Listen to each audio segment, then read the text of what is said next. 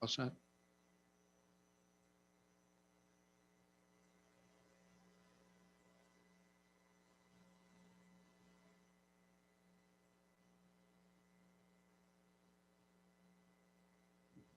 I'll start again, ladies and gentlemen. We weren't on the YouTube feed, so I'll start again.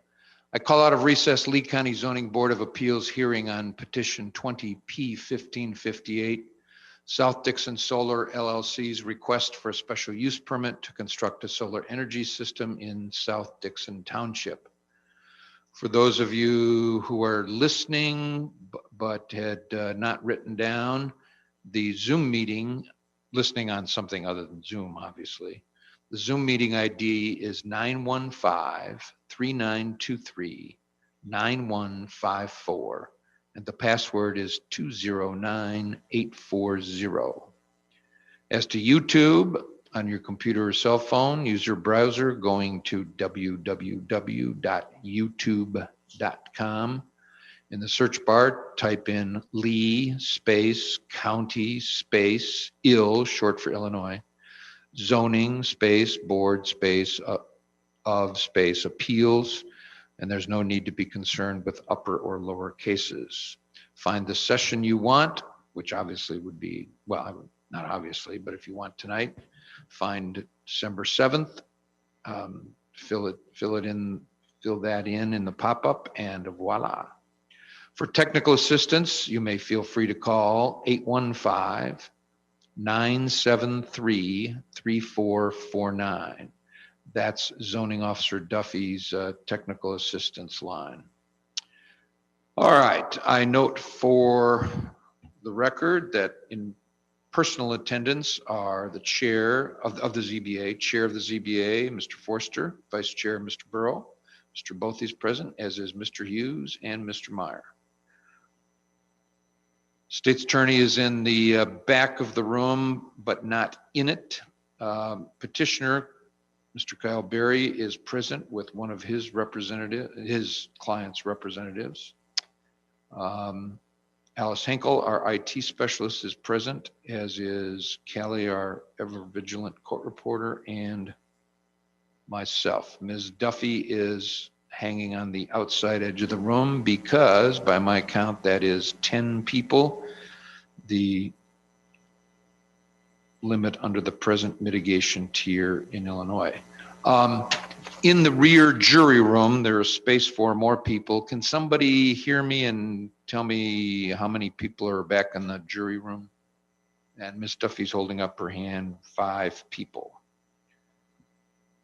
So total number in person, 10. In person in the building, but not in this hearing room, is another 5. And I guess I won't keep count of the people on Zoom. All right.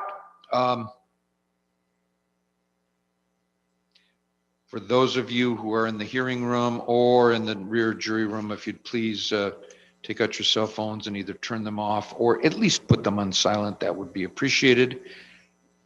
Mr. Berry, when we left off on Thursday, you were in the midst of presenting your evidence, and you may continue.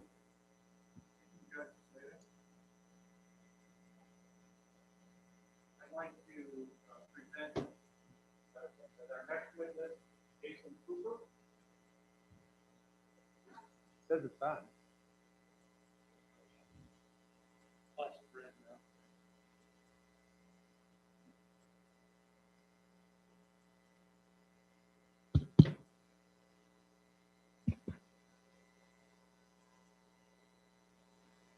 Want me to hit it again?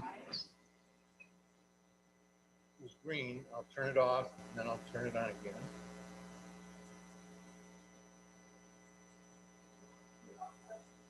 Yes, ma'am.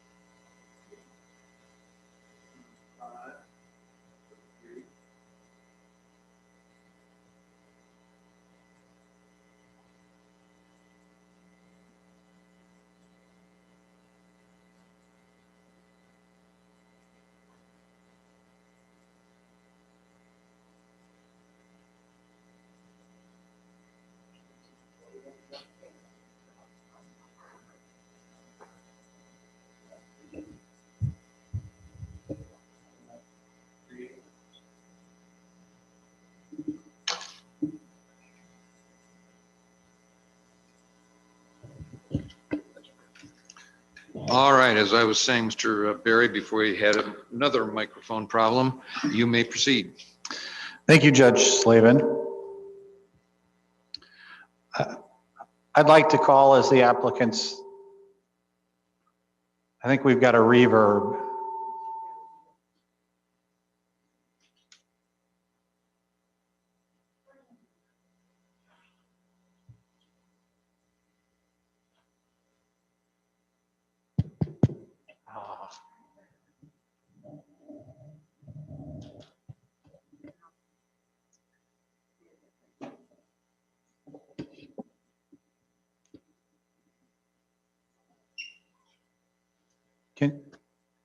Thank you, Judge Slavin.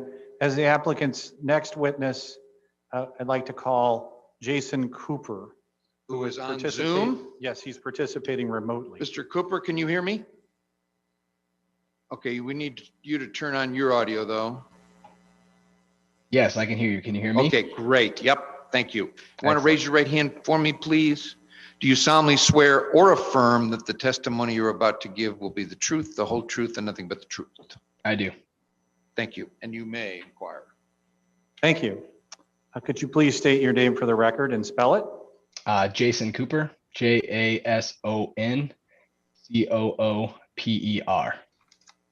Thank you. Mr. Cooper, could you tell us a little bit about your background, please? Yes, I'm a licensed civil engineer in the state of Illinois. I specialize in site development, drainage design, erosion control design, water quality design, and permitting for renewable energy projects and commercial developments. My focus over the past 5 years has been mainly in the Midwest, particularly in Illinois. I've worked on over 100 solar project developments to date, ranging in size from 1 megawatt to 500 megawatts. So have you performed any reviews for solar energy projects then? Yes. And how many of those would have been in Illinois? Over 50, including the Paw Paw Community Solar Project that's actually located in Lee County as well. Thank you. Are you familiar with the South Dixon Solar Project? Yes, I've led and or commissioned the preparation of the zoning site plan, the vegetative landscape buffer exhibit, glare analysis, noise analysis, and the decommissioning plan that are included in the special use permit application and that we'll be discussing here tonight.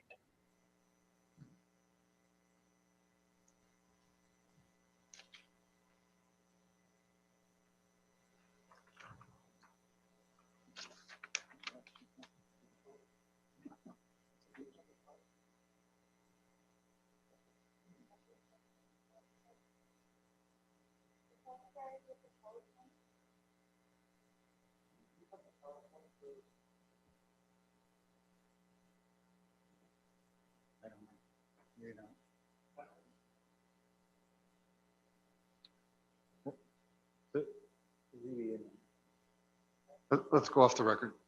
Take a break. You guys get your stuff organized. Unless if you don't have it, you don't have it.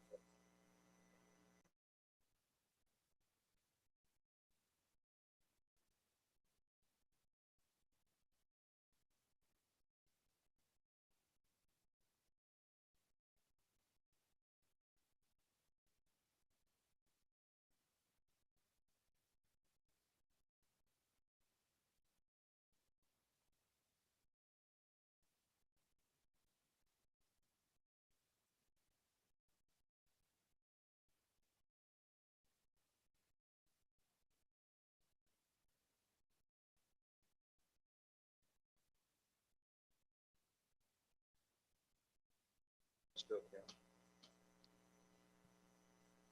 Can you hear me, Jason? Yes. Okay, so we don't have an electronic version of your PowerPoint.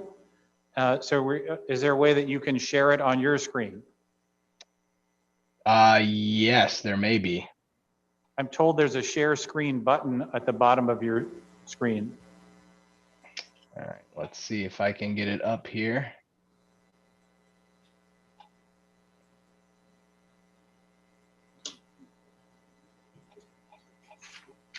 These are expert views.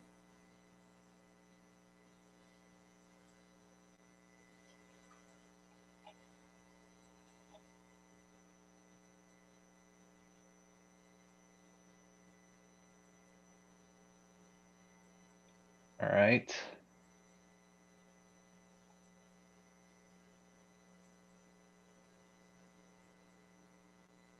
Well, I'll be honest, I'm not sure how I'm going to be able to navigate through this and if it'll be efficient, but can you guys see the main slide? Well, I see it on one of the screens. Do you see all three of my screens, or do you see just? There you go. Whatever you just did. Okay. Okay. Do you only see the main slide? Because I've got more things. Is it just the PowerPoint presentation? Yes, that's what we need.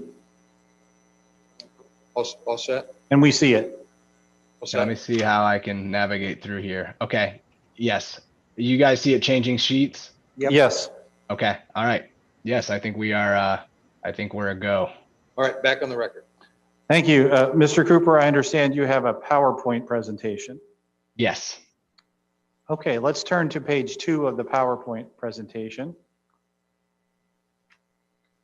Mr. Cooper, did you contribute to the design of the site plan for the South Dixon Solar Project? Yes. And is that site plan Appendix D to the permit application? Yes. Okay, can you tell us a little bit about how you designed and prepared the site plan, please? Yes. So what you see on the PowerPoint screen right now is a picture of the overall site plan for the entire development. You can see there's a legend on the right side highlighting the documents, and there'll be some blow-ups of this as well. But what's showing there is the black areas is where the solar panel arrays will be. The red line is the project limits. The yellow stars are site access locations, and then the light blue is existing FEMA floodplain that is mapped. So to start, I want to walk you through kind of the process that we go through in preparing these site plans. So the first step that we do is we create what we call a constraints map base file. And what this base file does is it incorporates all existing features that are available, such as wetlands, streams, floodplains, existing topography, overhead utility lines. We acquire the GIS property information from the county as well to get all the property owner information and property lines incorporated. And then we go in and put in the setback requirements that are specified in the Lee County zoning ordinance. And what that does is it gives us what we call a buildable area. And once we have that buildable area, we'll go through and we'll start locating the solar arrays based on the dimensions and specifications from the panel manufacturers to locate those throughout the site in an attempt to maximize the efficiency and output of the solar farm while minimizing the impact to the existing site features and maintaining setback requirements through the county. Once we've got the solar arrays laid out, we'll then locate the equipment pads or the inverters and transformers, and those are located as centrally as possible to the project in order to minimize any impacts via sound or view from the outside of the solar development.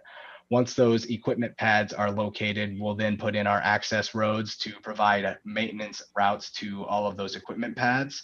And then finally, we'll put in the perimeter security fence as well as the access gates. I'll flip through a few of these zoomed in site plans here now on the presentation, and these were mainly included to reference back to if there are any questions on specific areas of the site plan so that we can come back to them. Once we've got the site plan completed, we will go in and we actually analyze the existing residents, both participating and non-participating, and the existing vegetative screening around those. And in areas and instances where we are within 500 feet of an existing residence and there's not an existing screen in place, we'll go ahead and install a landscape buffer, which you can see highlighted on green here as proposed vegetative buffer. And these are located throughout the site where you see residents and buffers are required.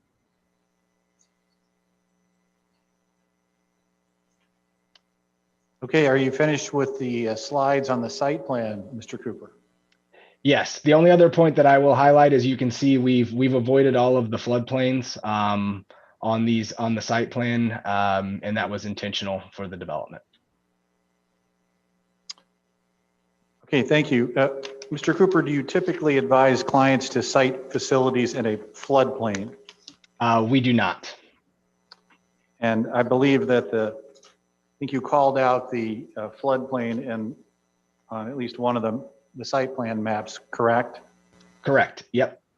And are there any panels located within the floodplain for the South Dixon project? There are not. No. Thank you.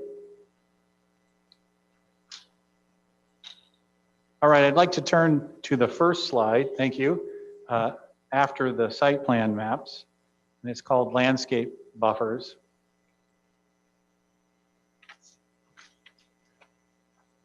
Mr. Cooper, did you prepare a landscape buffer plan for the South Dixon Solar Project? Yes, we prepared this, the proposed planted vegetative buffer.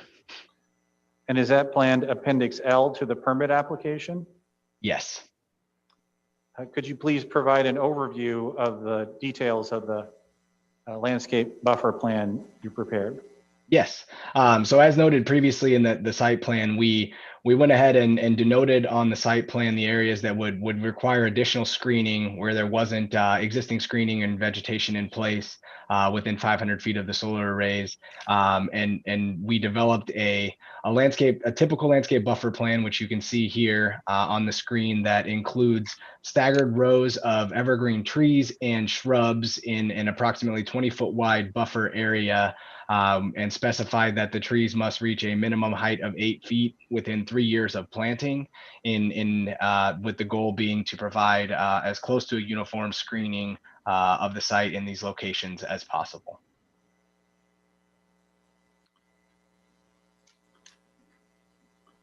All right, thank you. Could you turn to the next slide, please?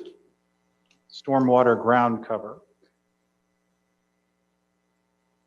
Mr. Cooper, have you served as the licensed engineer of record for civil engineering design on utility scale solar projects?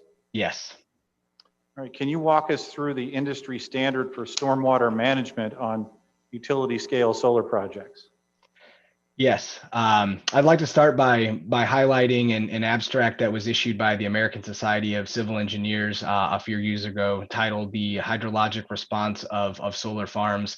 A snip of that is that you see on the slide here as well, and this is an appendix in the packet as well.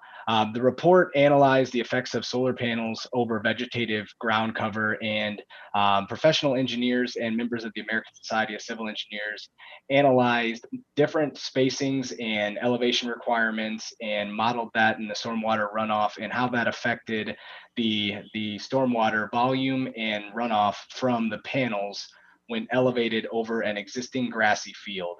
And what the report concluded is that solar panels that are installed ground mounted, such as the South Dixon project, and elevated above an existing grassy pervious field, that there would not be much, if any, of an effect on the volume of runoff, the peak discharge, nor the time to peak. So with that fundamental model, we lean on this, and as a professional engineer, I agree with the findings of this abstract and the models that were ran as a part of it. I'm going to flip to the next slide, which has a graphic for that I'd like to use in highlighting our approach to modeling the stormwater. So when we get to the final engineering portion of the project, the very first step to modeling surface water and stormwater is to analyze the existing ground cover. And so for South Dixon and for many of our projects here in the Midwest and in Illinois, the existing ground cover is agricultural farmland. And so you can see in this graphical exhibit the difference between the ground cover agricultural versus a well-managed solar farm. So part of our what we call best management practices and approach to establishing a better ground cover condition in the proposed scenario is to install a local prairie grass or pollinator mix that's a well-vegetated ground cover. And by doing so, we're actually increasing the infiltration of the ground cover and decreasing the stormwater runoff. This also helps to maintain the existing soil on site and avoid any sort of runoff and soil that may be, in the current condition, running off into the drains, the drains and streams as well. So in addition to this, the other item that we highly recommend as part of the final engineering is what we call a 2G hydrology study. And basically what the hydrology study does is it takes into account all of the land that is draining, surface draining through the project, and analyzes that for the 100-year storm event to determine where the 100-year flood elevation is, as well as the potential for scour.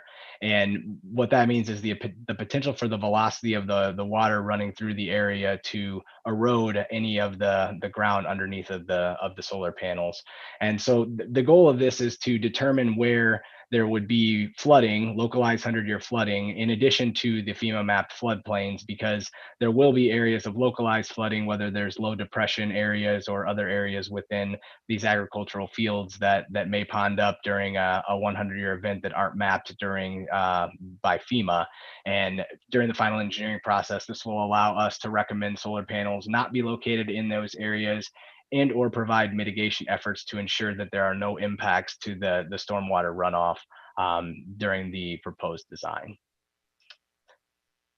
Thank you, Mr. Cooper. Now, you referenced an American Society of Civil Engineers hydrology abstract. Is that abstract Appendix T as in Thomas to the application? Yes. Thank you. Mr. Cooper, are you familiar with the South Dixon Project's drainage tile repair plan? Yes. Yes, the plan is Appendix K to the permit application. It essentially incorporates all of the AMA requirements, which is part Appendix U to the application, and outlines the methods and requirements for drain tile repairs caused by project construction activities. The project's next witness, Tom Huddleston, is actually going to cover the drain tile response in more detail. I would also like to highlight that the portion of the stormwater and ground cover that I just discussed here is in regards to the surface water runoff, and Tom Huddleston will be discussing drain tile and subsurface drainage. Thank you. Now, you mentioned an acronym, AMA. Is that the Agricultural Impact Mitigation Agreement? Yes. Again, I think you said that's Appendix U to the application, correct? Correct. All right, thanks. Let's turn to the next slide, please.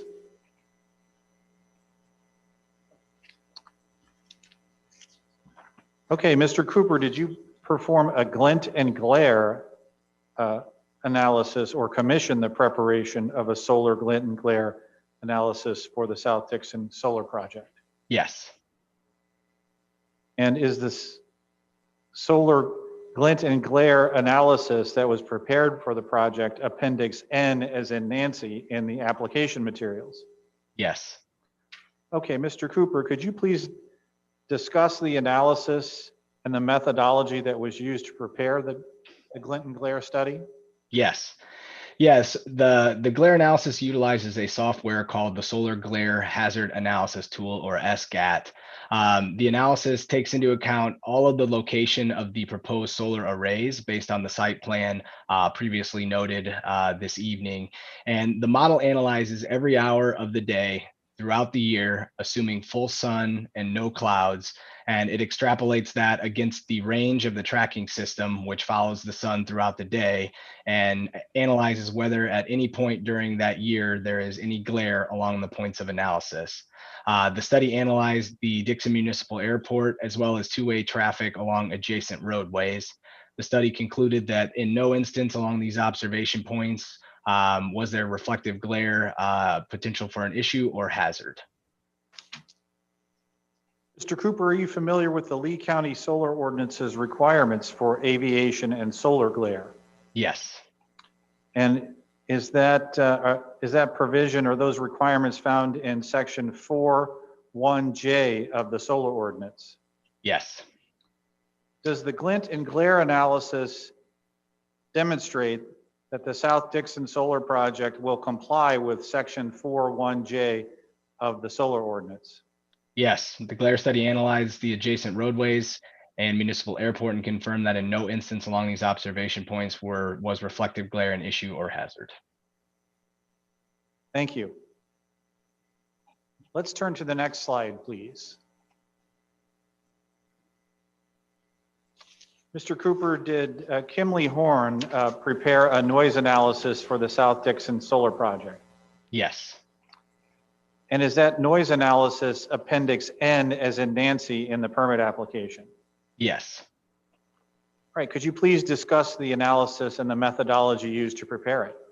Yes. I'd like to start by talking about what you see on the screen here. It's an exhibit showing common environmental noise levels and the decibel level generated by those.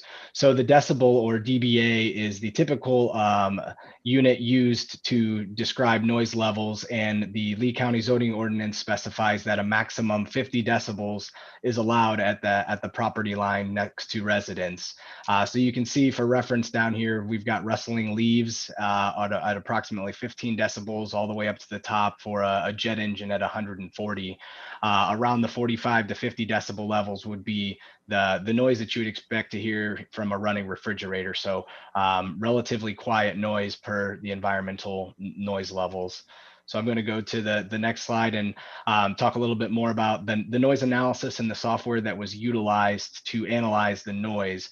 A software called Sound Plan was utilized to predict the maximum noise levels at the residential land uses surrounding the development. And the way that this noise analysis works is that we take into account all of the existing equipment that's going to be located interior to the site, the inverters and transformers, which you can see here highlighted by the red dots on the map, and the Sound Plan noise analysis. We then input in the manufacturer specification for anticipated noise levels at 1 meter away from the equipment, and then extrapolate that out through the software to determine the anticipated noise levels further out from the equipment. And what the report analyzed, that the anticipated noise levels range between 37 and 46 decibels at the residential property lines, actually at all the property lines surrounding the solar farm. These predicted noise levels are below the noise level limits of 50 dBAs per the Lee County ordinance. The noise analysis also confirmed that we are below the Illinois Pollution Control Board's octave band sound pressure level requirements. So both of these were met at the property line based on the noise analysis and are not expected to be exceeded based on the study. I would like to add that in addition to the original noise analysis that was completed, our team completed a supplemental noise analysis. The original report focused mainly on the Lee County requirements for the study. They did confirm that the IPCB or the Illinois Pollution Control Board requirements had been met, but in order to provide a more comprehensive analysis, we went ahead and provided the additional memo and study in order to highlight the breakdown of the octave band requirements that are required by the Illinois Pollution Control Board. And again, we were able to confirm that both Lee County and the IPCB requirements are met for the maximum dBAs allowed at the property lines. Okay, thank you, Mr. Cooper. I want to take a step back and ask a couple quick questions about the slide that's up on the screen right now. I see a bunch of circles. Do those circles identify the sources of noise emission in the project? Yes, so the circles are actually highlighted bands of levels of dBA. So the red circles are obviously the closest concentration to the equipment, so the highest dBE levels. So it is accurate to say that those are the locations of the equipment. And just to be clear, when you refer to the equipment, what are you referring to? The inverters and transformers, which will be used to transform the electricity into the appropriate use to be able to interconnect into the grid. So the inverters and transformers are the equipment that associated with South Dixon Solar that will generate noise, generally speaking, correct? Correct. And just to summarize then, your study, which again is included in Appendix N to the permit application, concluded that the sources of noise emission for the South Dixon Solar Project will not exceed the Lee County or Illinois Pollution Control Board limitations, correct? Yes.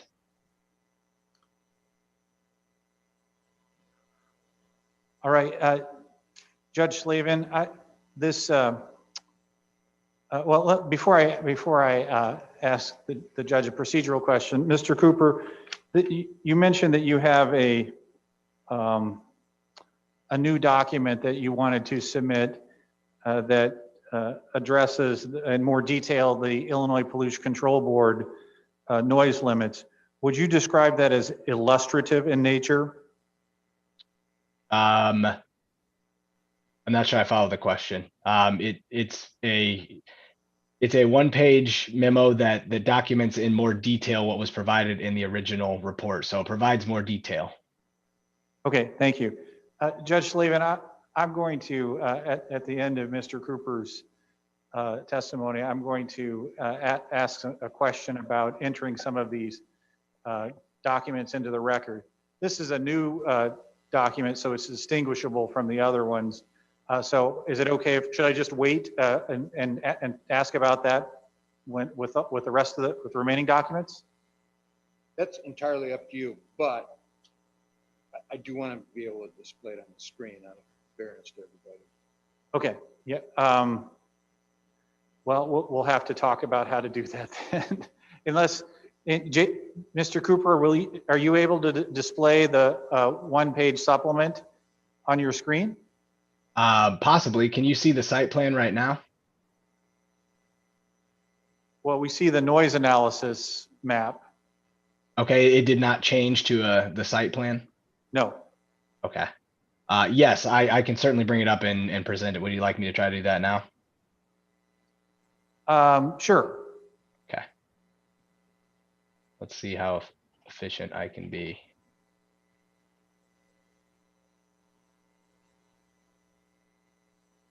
All right. Let's see, come down here to.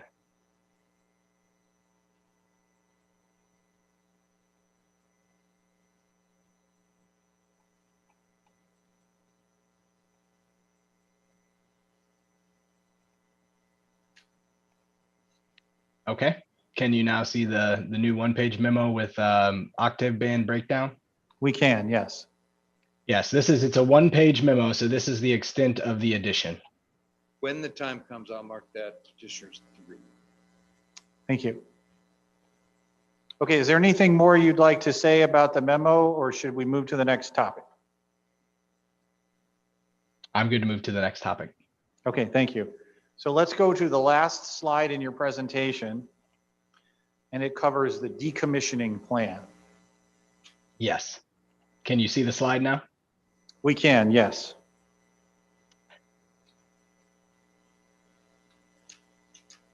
All right, Mr. Cooper, did you prepare a decommissioning plan for the South Dixon Solar Project? Yes. Is the decommissioning plan you prepared for the project Appendix R in the application materials? Yes. All right, could you please discuss the plan and the methodology you used to prepare it? Yes. So the components of a solar farm development are relatively simple. You've got the PV or photovoltaic equipment, which is essentially your modules on the racking and the piles to mount it above the ground. You've got the internal power collection system, which is the routing of the wiring, any sort of earthwork that's needed to install the entrances, access roads, and fences. So those are the components that can typically be expected to be installed as part of a solar farm development. What the decommissioning plan does is it specifies what these components are that are going to be installed, and then it specifies also what the process will be to decommission and or recycle those. Essentially the process to remove the solar farm at the end of its life cycle and return the field back to its existing condition as an agricultural field. Within this decommission plan, it denotes what permits will be required through the state and the county, the process for removing and what is expected to remove each component of the solar farm, and then how to restore the site back to its existing condition. In addition, prior to the building permit being issued by the county, a decommissioning cost will need to be submitted that will be prepared and completed prior to the building permit once final engineering has been done. That cost estimate will be reviewed and approved by the county, and then a final financial assurance via financial surety and or bond will be required to be submitted to the county in accordance with the Lee County ordinance. All right, Mr. Cooper, speaking of the Lee County ordinance, are you familiar with the Lee County solar ordinance's requirements for decommissioning? Yes.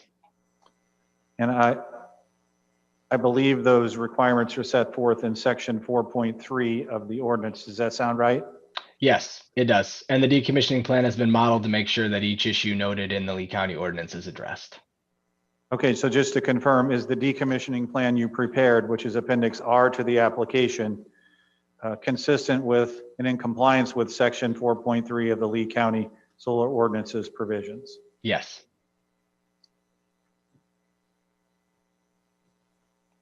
All right, Judge Slavin, that's all I have for Mr. Cooper for right now.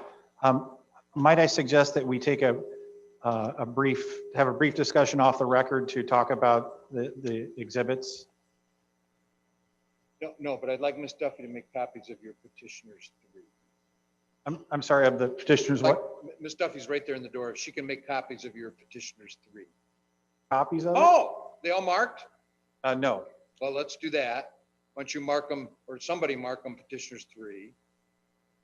Well, and then I'd also like to request entry into evidence of the PowerPoint presentation. I don't know if that's already been marked. Not till everybody's had a chance to question the witness. Okay. If you don't mind, just mark them just on a pen, petitioner, PET, hashtag 3, all of them. All right. I'll excuse Ms. Duffy from that. Mr. Boonstra, if you can hear me, do you have any questions of this witness?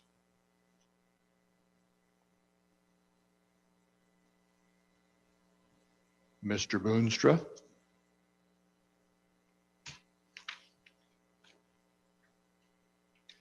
You have any questions of this witness? Okay, thank you. Skip Ms. Duffy. How about you, Mr. Forster? No questions. Mr. Burrow? Yes. Mr. Cooper, Yes, sir. I think you mentioned your experience. The largest solar farm you had was 500 megawatts. Was that correct? Yes. Where was that one located? Spotsylvania County, Virginia. Okay. In the wetlands, you covered a lot of material here. In the wetlands that are in that project, is it possible or to run cables through those for connecting cables or not? So in the event we need to go through a wetland, the typical process is to either directional drill underneath of those or do a boring underneath so that they are not impacted if they are federally regulated wetlands. Okay, thank you. Yes, sir. Let's see. Does getting on to some of the other areas, the grass type, you had an infiltration study. Does the grass type that's used in the project have any bearing on the infiltration rate for the water that you know, or have you seen that in your study? It's very small impact. It can, obviously the more dense the vegetation and thicker of the grass in the root system, it'll have a nominal impact. But in regards to the stormwater analysis, with the way that the TR55, which is the requirement that we follow on the engineering side for ground cover and the actual analysis, it doesn't break down by I guess by plant type. It's really just a managed turf or a prairie grass are your options for ground cover. Okay. While we're talking about grass, the noise study, is that taken? We have seen where the noise levels vary with the type of material. Is that taken with bare ground or with a grass on it? Yes, it was analyzed with no site constraints whatsoever. So bare ground, and then no trees or anything else were included in order to be conservative with the analysis. Okay. And in your buffers with the evergreens, is that one row or more than one row of evergreens? It was 2 rows staggered. Okay. Oh, and the other thing was the inverters. Roughly how many inverters and how many transformers are in this project? I believe it's around 200, but I don't know if that's 100% accurate. I think that when Tyler, the witness previous to me, spoke, he said there was about 1 per 20 acres. So I believe it's around 200. Okay. What about the transformers then, roughly? They're usually on the same pad. Oh, okay. Is my understanding. Okay. That concludes my questions. Thank you. Thank Yes. you. Mr. Bothy. Mr. Hughes. Yes, just a couple of questions. Let's go to the decommissioning plan.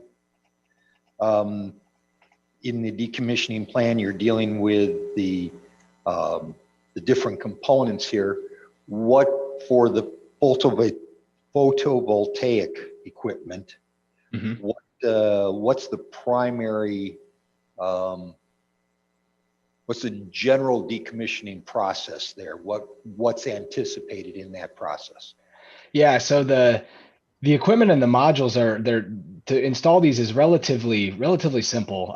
You've got the pile that's driven into the ground, and then the racking comes prefabricated, and you bolt the racking on, and then the module is assembled the same way with bolts and screws by that a couple of laborers can do, and they're relatively I'll say speaking, not that heavy either. And so the process to take apart a solar, photovoltaic module would be to unbolt it, unrack it, and then stack it and ship it out. And our report recommends that they be recycled per the manufacturer's recommendations or to the maximum extent possible. And then they'd be shipped off site to the closest recycling facility at the time. Generally, what would be those manufacturers' recommendations for recycling? I'm not able to speak to that in detail. Okay.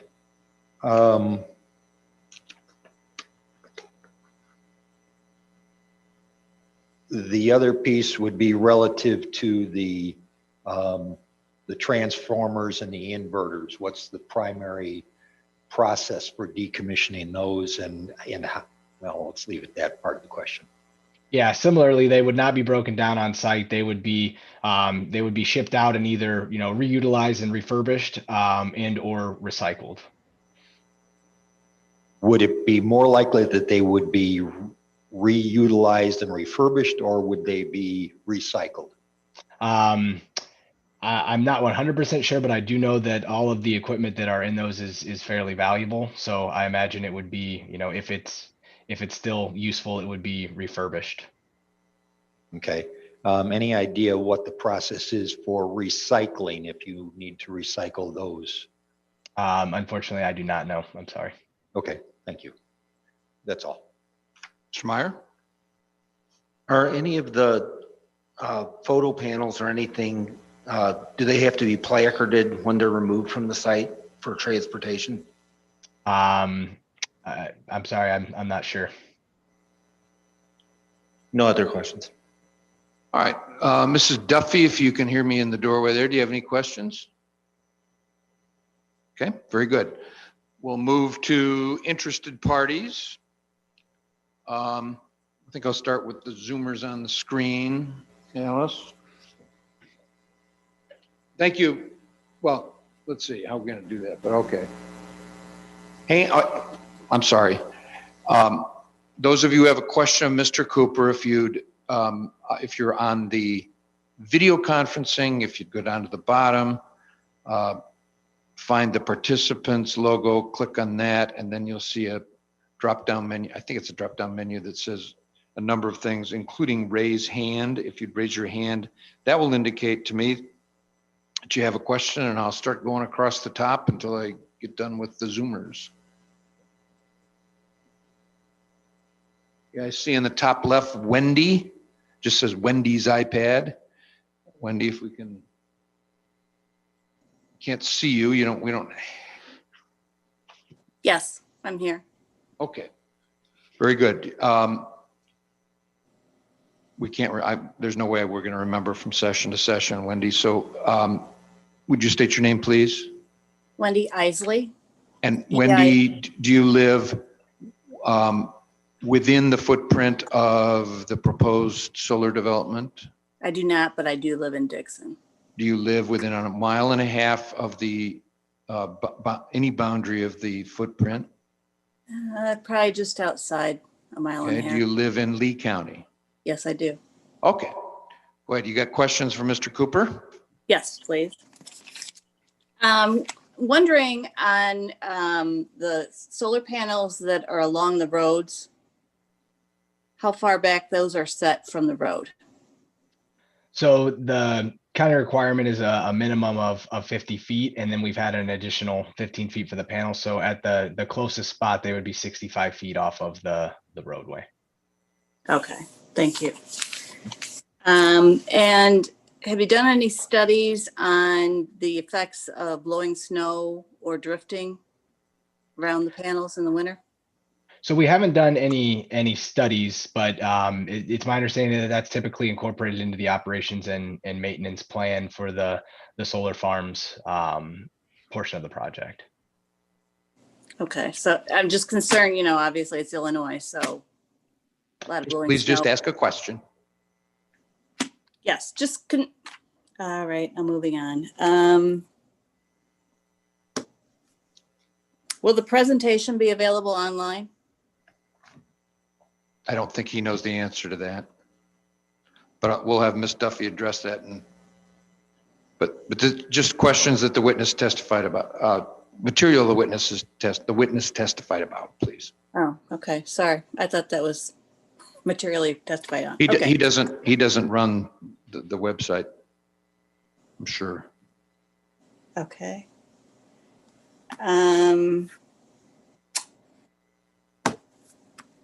How is money set aside for the decommissioning project?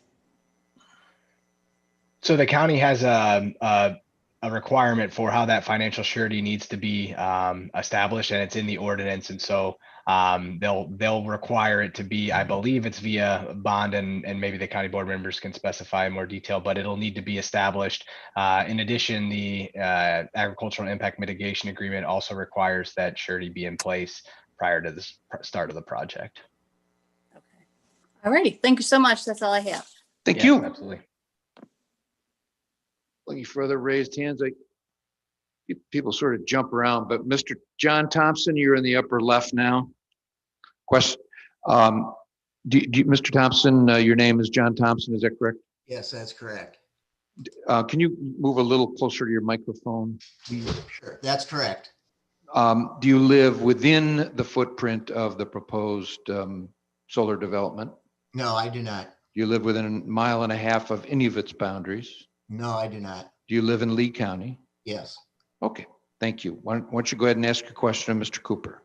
Okay, my question, Mr. Cooper, is related to your role as the project site developer. In other words, to do the site design. And I'd like to know if you either did an inventory and to what extent you did of how many non-participating residents there are in the project area. And then in addition to that, Well, just one at a time. He can only answer one question at a time. Yeah, so I'm actually the project civil engineer. The developer is Duke Renewable Energies, and Tyler Kuhn testified last week to that, and I believe another member of the Duke Renewable team will be. Well, he's just asking you, Mr. Cooper. Did you identify? Oh no, I personally did not. No. Let's just listen to the question. Okay. Mr. Thompson, another question. Have you done such a analysis in other projects? No. Of the non-participating resident type of inventory, dealing with those folks? No, but it's not typically our role as a civil engineer. Okay.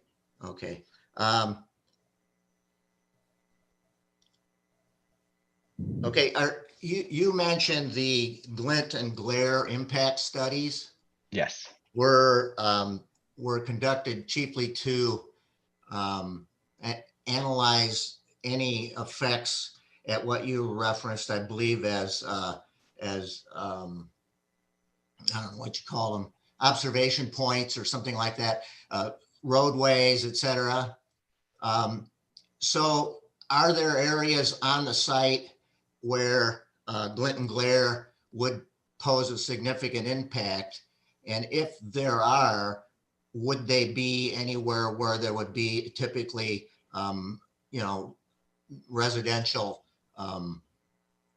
areas that would be? Well, let's just try and ask one question at a time. He doesn't know which question to answer first. So Are there any areas that would have, in the project area, that would have glare impact, Mr. Cooper?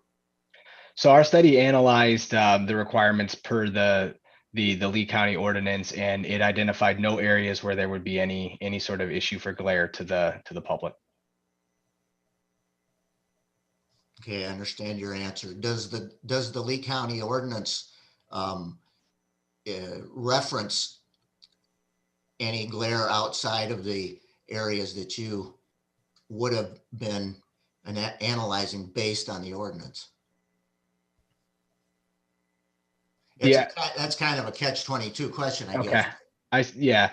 So the ordinance states that we need to ensure that, I can read it, it's that any glare produced does not have a significant adverse impact on neighboring or adjacent uses, either through siting or mitigation.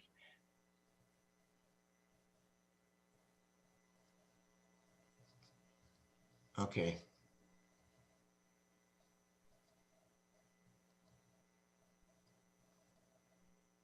Any other questions, Mr. Thompson? No, I don't believe so. Thank you. Aaron Thompson? Yes, hello, can you hear me? Yes, Aaron. Would you state your name, please? Aaron Thompson, correct? I'm sorry. Yes, Erin Thompson. And Aaron, do you live within the boundaries of this proposed project? Yes, I do. Okay, go ahead and ask a question, Mr. Cooper.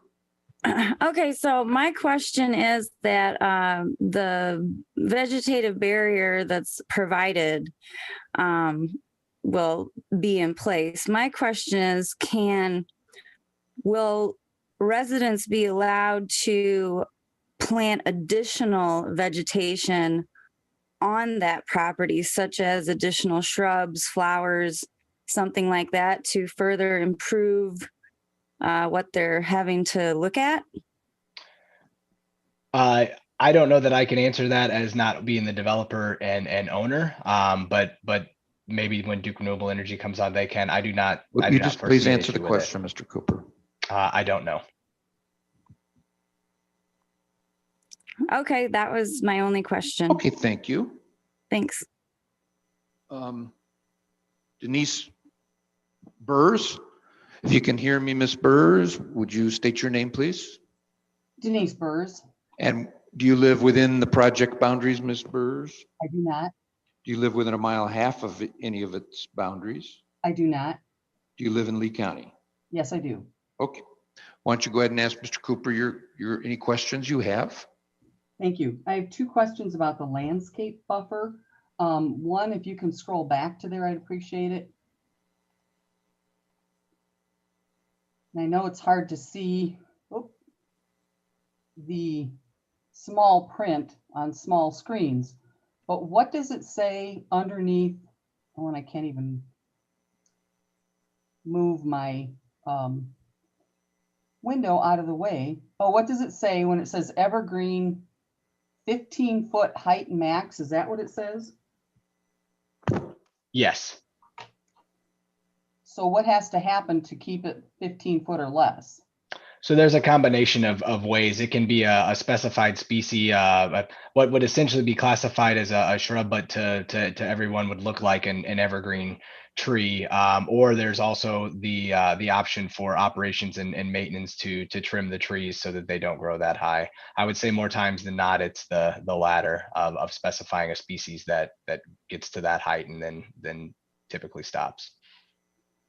And how is there any requirement for the height of the shrub when it's initially planted? I mean, you have 11 trees in a 100-foot space. Just ask a question. Okay.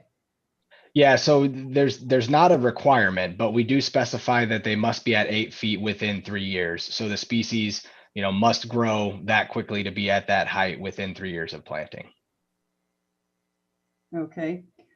And then my other question has to do with another question about landscape buffer is there any study or consideration for wildlife movement, such as coyote, fox, deer? I mean, the chain link fence probably is not a problem for deer, but smaller animals?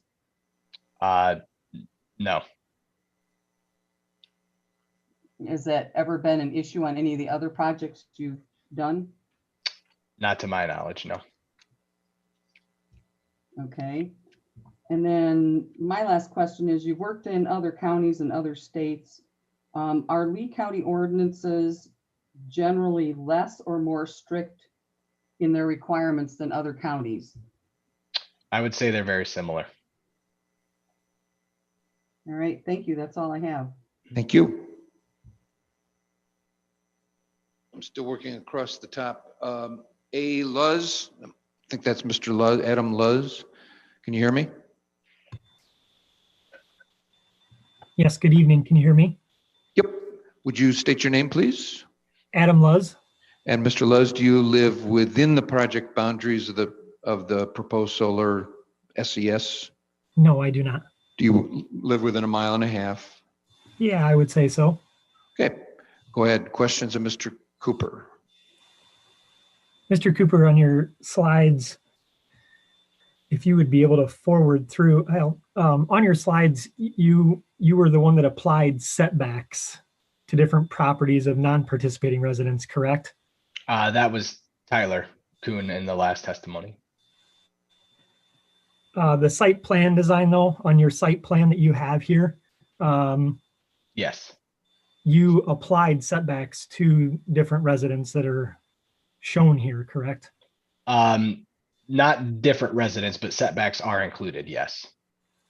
Okay, on this slide that you have here, it looks like house potentially that's next on 20, that's Highway 26, and there's the river essentially that flows through, and there's a large setback around that residence that your cursor is by. What is that setback on your site plan there? What's that setback? What's the dimension? Yeah, how far is that setback right there on that property? I'm not sure off the top of my head. I would have to look into it a little more. Is that setback more excessive than other properties that are within the site plan? It appears so. Okay. Is that a landowner that's a participating landowner on that site right there in this project?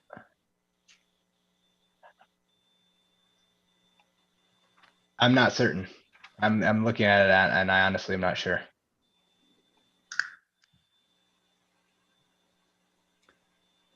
How many different setbacks were applied when you did your site plan here?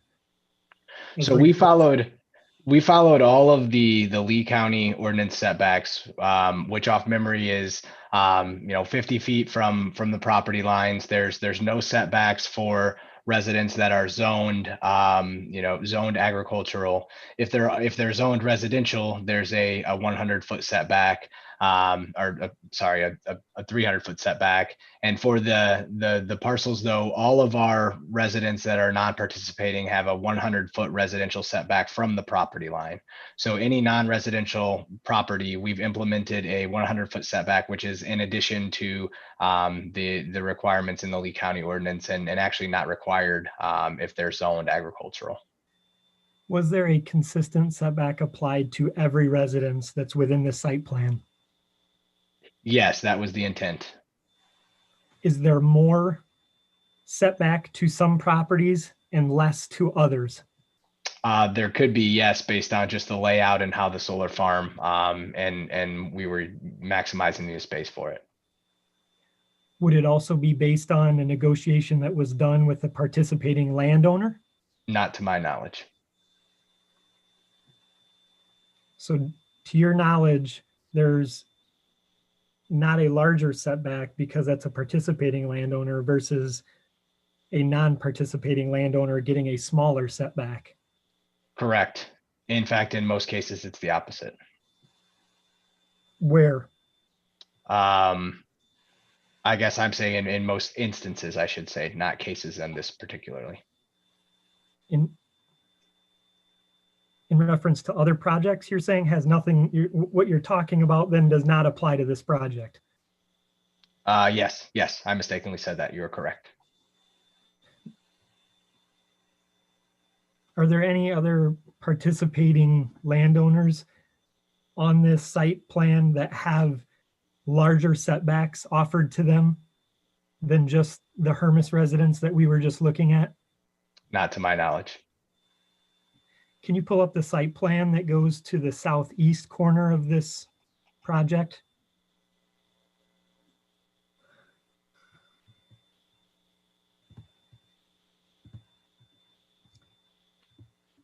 So in the southeast corner here, I believe this to be the book residence here. And it looks like the southwest corner, southeast corner here to the right of your site, there's a residence there that has a massive setback. Are you talking about the residentially zoned properties along the southeast corner? No. That's a required setback that has to be met because they're zoned differently. What is the setback around this property? If you move your cursor to the right, Here? to your right, actually. There you go, right next to your, there you go. There's a residence there. What is the setback that was offered to that residence right there?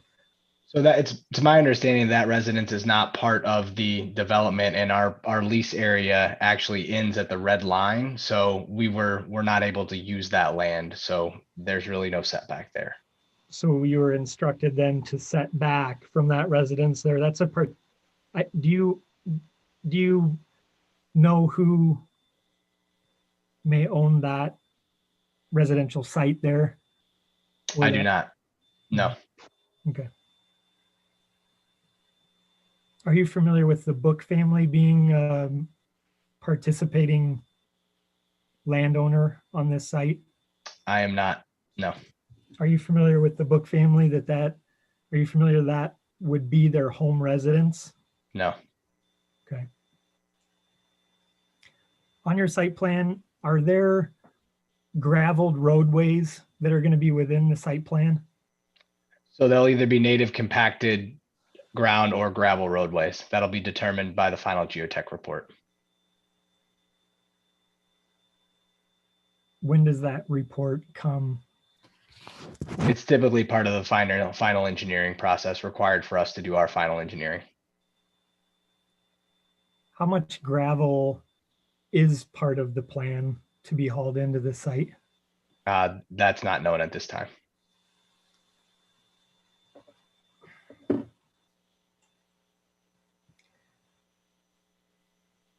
Are you familiar with the Illinois Association of State Floodplain Managers? I'm familiar with the acronym, yes. Are you a member of that association? I am not, but members of our team are. You talked about being a part of Spotsylvania County. Go ahead. Yes. And you were involved in that project then? Yes. Did that site have flood issues? It's still in design.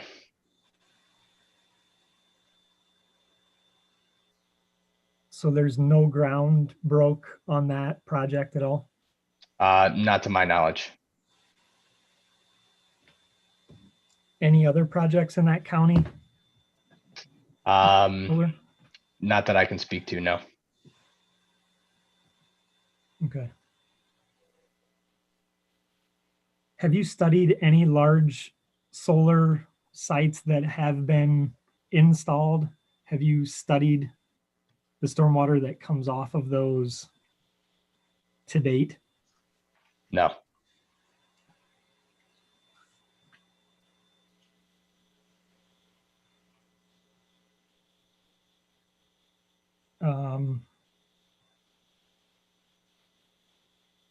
On your decommissioning plan,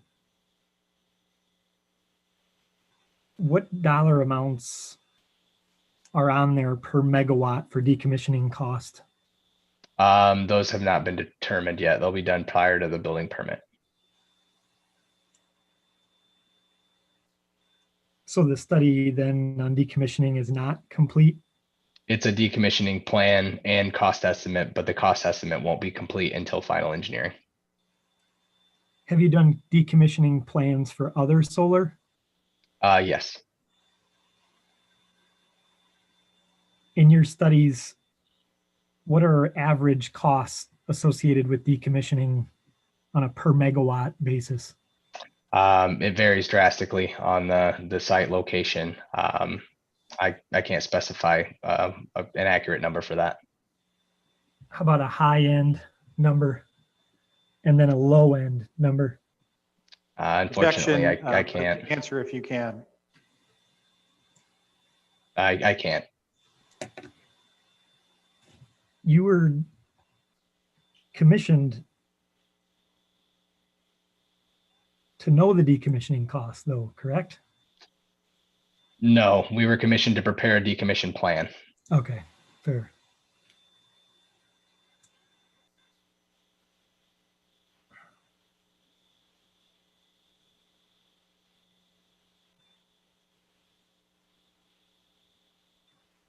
I have no further questions. Thank you. Thank you. Jennifer Lawson. Can you hear me, Jennifer? Yes, I can. Great. Can you hear me? Would you state your name, please? Obviously, is your name Jennifer Lawson? Yes, sir. Okay. Do you live within the proposed project boundary? I live adjacent to. Within a project? mile and a half? Yes, definitely. Go ahead, ask your question. How are the solar panels secured? It's my understood that they're bolted into the racking and attached I meant physically to the ground. How are they secured to the ground? through a pier or I-beam that's pushed into the ground.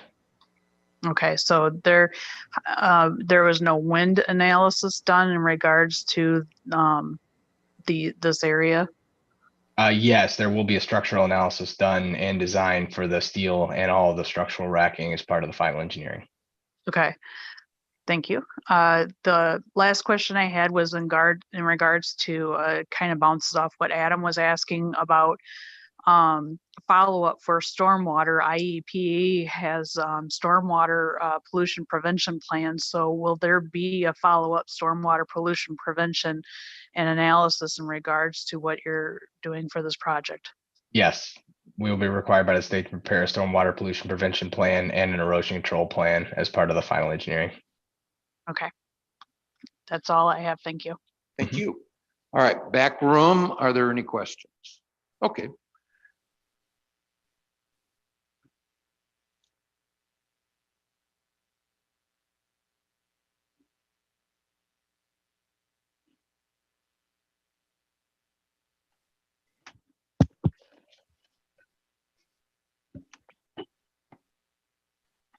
Good evening. You want to state your name for us, please? Martha Johansson? And Martha, do you live within the boundary of this proposed project? No, You live adjacent, within a mile and a half adjacent to it? yes. Okay. Go ahead, ask your question, Mr. Cooper. Mr. Cooper, before she asks, can you hear, were you able to hear her answers? Yes. Okay, go ahead. Will there be any topsoil removed during your construction? The intent is to have all topsoil remain on site in accordance with AMA. And so, no, the intent is to have topsoil remain on site. But will it be moved from one site, one place to another place? The goal of our engineering and final engineering plan is to minimize earthwork, but that won't be determined until the final engineering. Since there are 25 different landowners, is it possible that the topsoil from landowner 1 could then be moved to landowner 2? Yes. So that if the CPI for landowner 1 is 143 and the CPI for landowner 2 is 120, then landowner 2 would benefit from this. I can't answer that. Will the topsoil also be removed during deconstruction? No, the intent is to have all topsoil remain in place as to the maximum extent possible.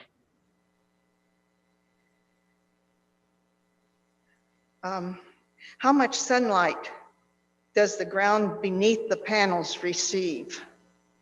I don't know the answer to that. How large are these panels? I don't believe the final specifications have been determined for them. On the plan, it calls for there will be nothing or over 30 feet in height, but the panels will only be 10 feet. What will possibly be between 10 and 30 feet in height on the site?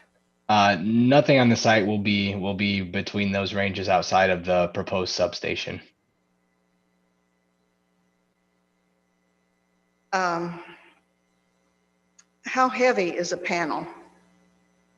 I don't know the answer to that. How is the electric energy stored? Don't know the answer to that.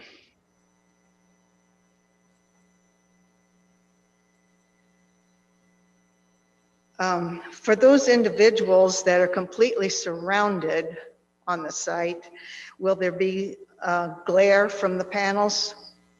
No, our analysis analyzed that, completed that and determined there would be no issues or hazards from glare. Is noise emitted 24 hours per day? No, when the sun is not shining, none of the equipment will be operating to produce the sun or turn the sunlight into energy. So the equipment will only be running during the day. Would the noise emitted be higher than that of soybeans and corn growing? I don't know the answer to that. How many poles are on each panel? How many poles to hold up the array? The panel is attached to a racking. How many poles are in the ground? It's determined during the final engineering based on it varies based on the soil types and then the equipment that's being racked to them. What would these poles be made of that go into the ground? They're typically steel I-beams. Will the poles be anchored in the ground somehow or just a pole put into the ground? Depends on final engineering, but most of the time they're just pushed into the ground. Have any solar sites been deconstructed yet? Not to my knowledge in the US. Thank you. Thank you. Other questions from the back row?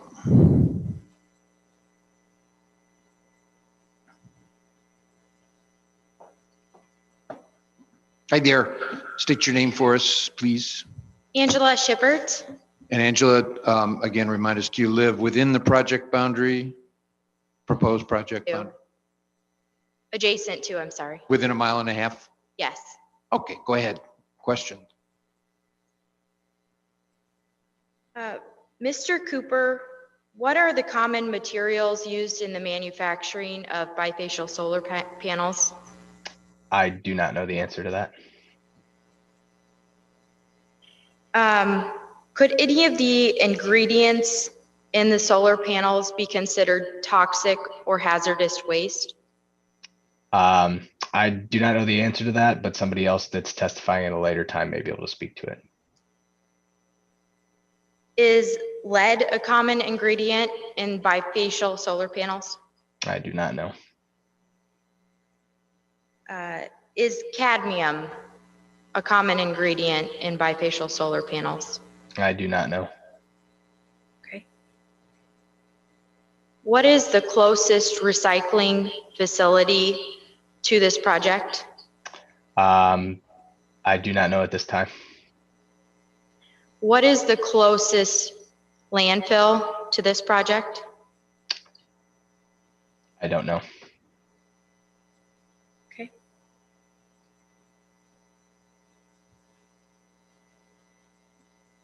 How many metric tons of hazardous waste will this solar project generate? Object to the form of the question. Alvarado, if you can answer the question. I don't believe any, but I don't know. How many tons of recycling would be generated from this project? We won't know until the final layout is complete. How long is the lifespan of a bifacial solar panel? I don't know. Okay.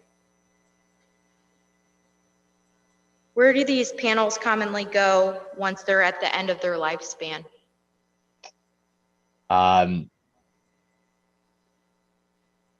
We recommend that they go to be recycled per the manufacturer specifications. Are the costs of recycling these panels higher than the cost of the initial manufacturing of these panels? That I don't know.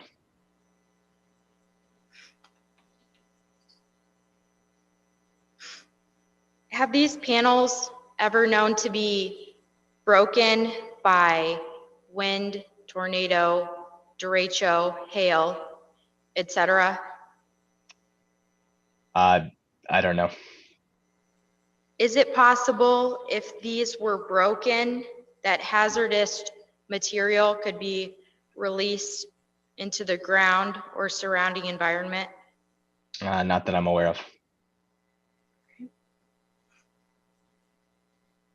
Are these panels known to leak or leach if there's damage to them?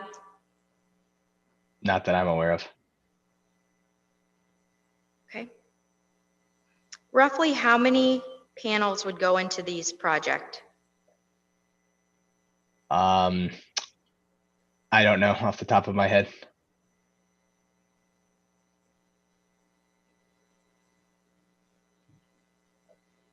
All right. If Duke were to go bankrupt, who would be responsible for the recycling or removal of these panels? The decommissioning plan, surety would provide the funding for that to be accomplished, but ultimately who would be responsible? I'm not sure. I believe it would be the county through the ordinance. Is there potential if Duke goes bankrupt that our local community would have to pay for this removal cost? No, the financial surety should cover the cost to decommission the solar project. Whom is the surety covered by? I don't know. Thank you.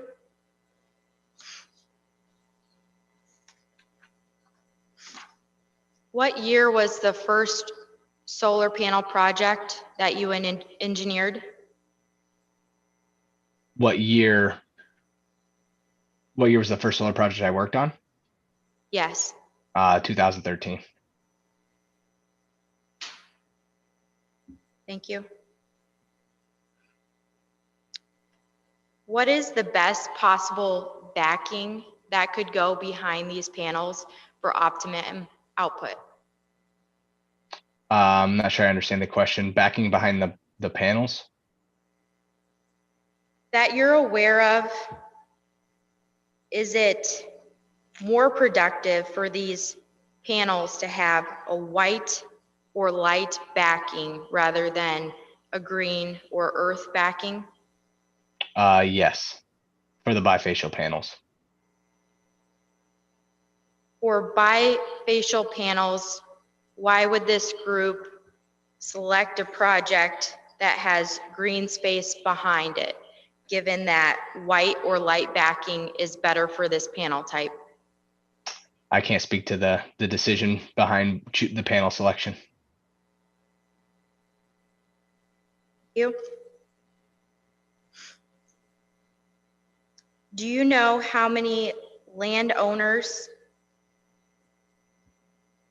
are within 1.5 miles of this project? I do not.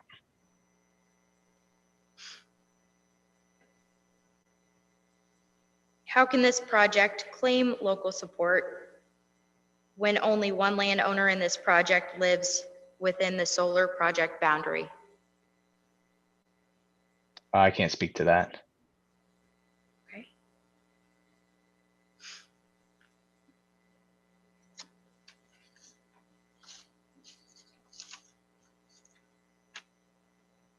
Has Duke Energy surveyed all the residents of the South Dixon Township about this project? I don't know. I would have to defer to Duke.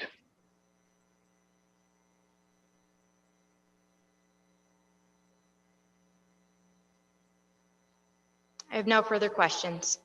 Thank you. Thank Anybody you. else in the back room?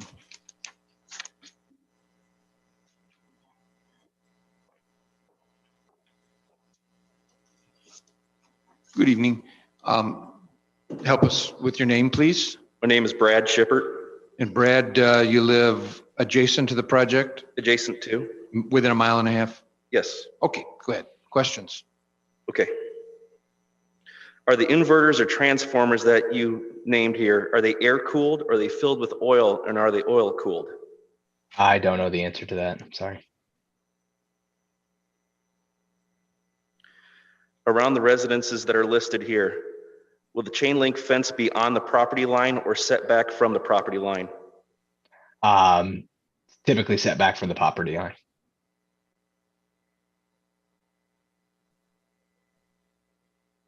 So then the landscape buffer would be within the chain link fence, correct? No, the chain link fence will be set back far enough so that the buffer is on the property leased by the developer. It will not be on the adjacent land. It will be outside the fence.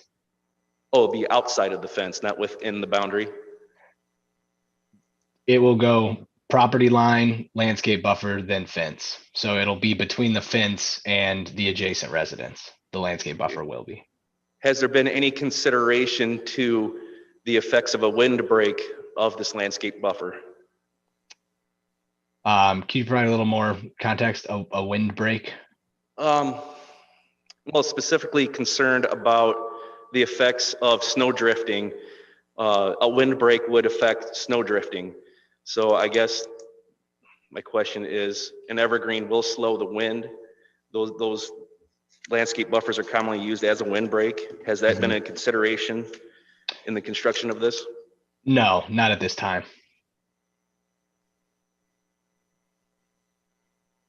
Okay, hold on here. Would the non-participating residents of the area be able to request additional landscape buffer? That would be up to Duke Renewable Energies and the landowners to discuss. Okay.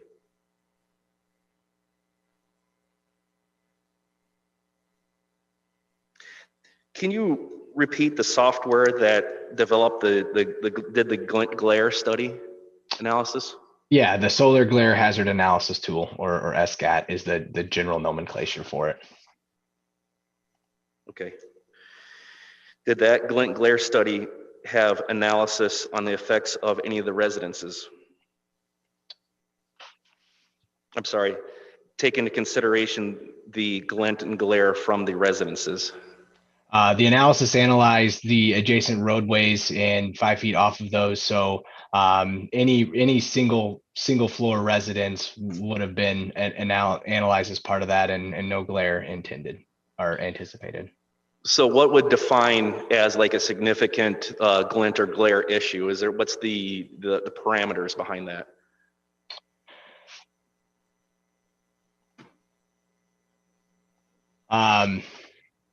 It's broken down into different yellow and green, I believe, are the different colors. Let me pull this up quick and I can talk about it a little more. So green glare is glare with low potential to cause an after image, flash blindness when observed prior to a blink. And then yellow glare is glare with potential to cause an after image, flash blindness when observed prior to a typical blink response. So think about it when you're in a dark room and somebody takes a picture with a camera and you see that white light. That's the type of analysis that would be a yellow glare study, and the one that would be analyzed. And so that's the type of analysis that was done, and in no instance was that a potential issue or hazard. And think about that as, you know, if there was a glare and you were to get that response when driving or doing something, it could affect you. And so the analysis confirmed that that was not anticipated anywhere where the observation points were. So then, in other words, oh, I guess that's not a question for him.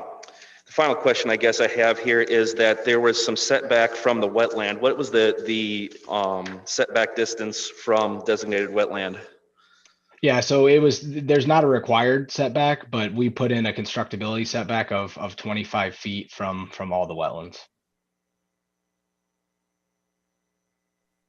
And that 20 feet is regardless of what kind of wetland, it's just wetland in general, correct? Yeah, yes. At this time, that's our setback, yes. Okay, that's all the questions I have. Thank you. Any other folks in the back jury room, former jury room?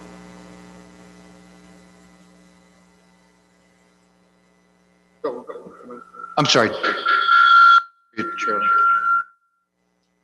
There's one comment. Okay.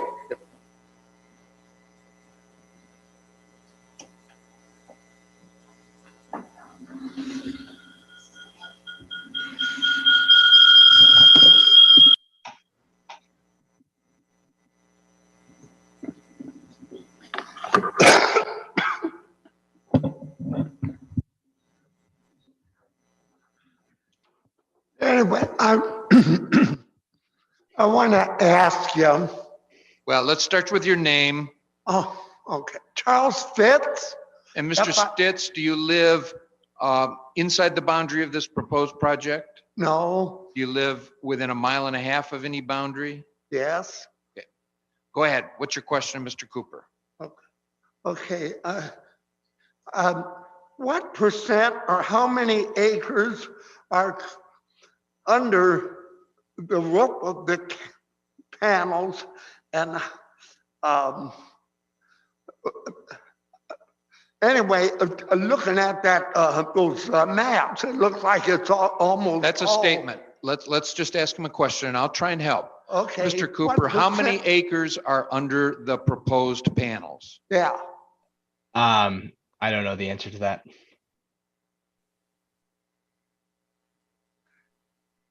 Oh, well, it looks like it's Well, just the questions. Let's not start this again, Mr. Stitz. Remember, we just asked questions now. What do you say? Just ask the question. Oh, he don't know. No. Excuse me.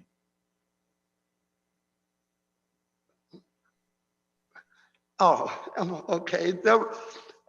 And those papers that I got the other day and then the one tonight, they got the boundary line running across the 3-mile branch, and it's in the floodplain. And somebody just asked the question, it's going to be vegetation 20, well, I don't know what you call a wetland and a floodplain. The floodplain is more than 25 feet, and I heard it was 25 feet back from a wetland. I don't know what the difference is. There is a difference? I think the question is there a difference between, Mr. Cooper, is there a difference between a wetland and a floodplain? Yes, there is a difference, but the setback is a minimum of 25 feet from the wetland, and we will not be building in a FEMA floodplain.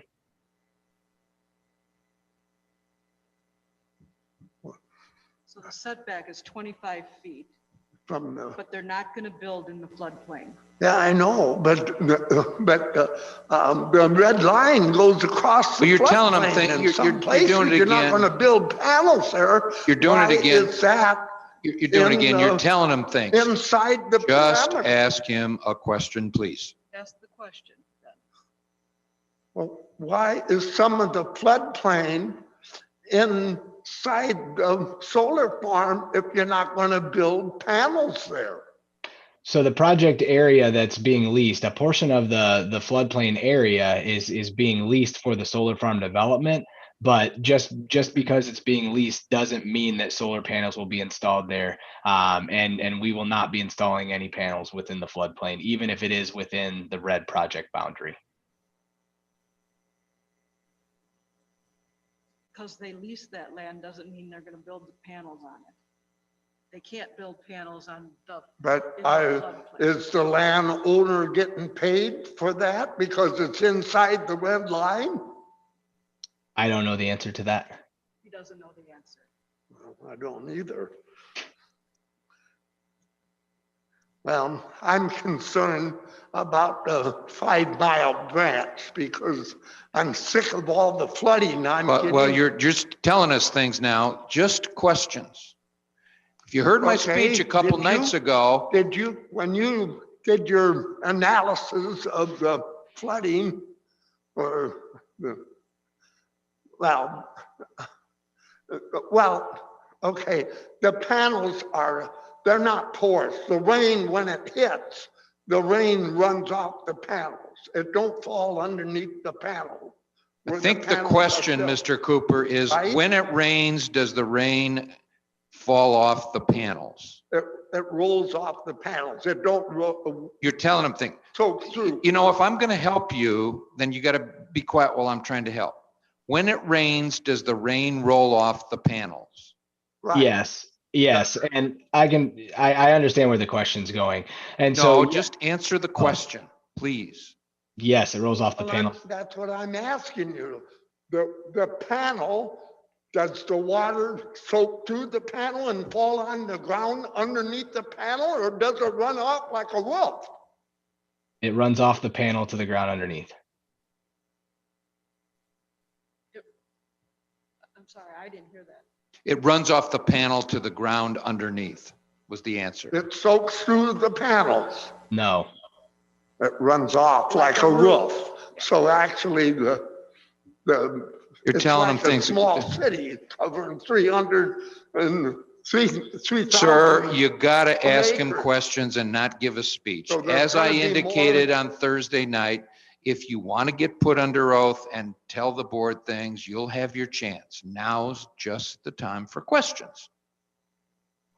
You have any more questions?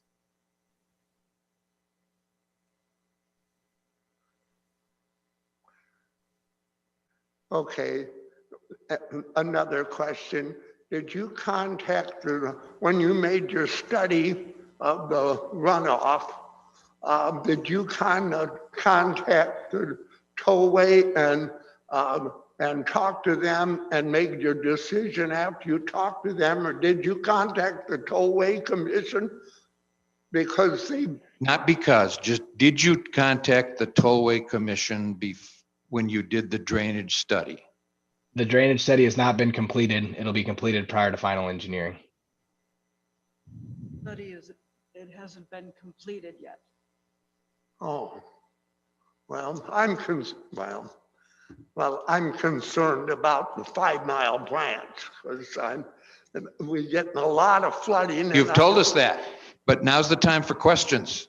Okay, well, if you haven't completed your water runoff thing, I guess I have no more questions. That's my Okay, very concern. good. Thank you. Flooding. Back to the Zoom board. I understand somebody had their hand raised.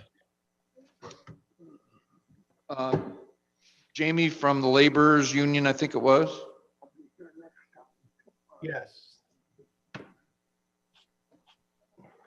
Can you hear me? Not quite. Can you get closer to the mic? I'm close. One more question? I don't think so. No, you said you were done. Jamie, Laborers Union. Yes. Can you hear me? Yes. Would you state your name, please? Jamie Lawson. And Jamie, do you live within the footprint of the proposed development? Yes, I do. Okay. Question of Mr. Cooper. Questions, Mr. Cooper. When asked by Angela Shipper what was in the panels, you said you didn't know. But then when asked by Angela Shipper if they broke, would contaminants be spilled into the ground? You said not that you're aware of. How can you be aware of something if you don't know what's in them? I've been informed that there's no hazardous materials in there. in the panels. I don't necessarily know exactly what materials are in there, but have been told no hazardous materials are able to leach out of the panels. Okay. What if you've stated several times that noise will not exceed a certain decibel?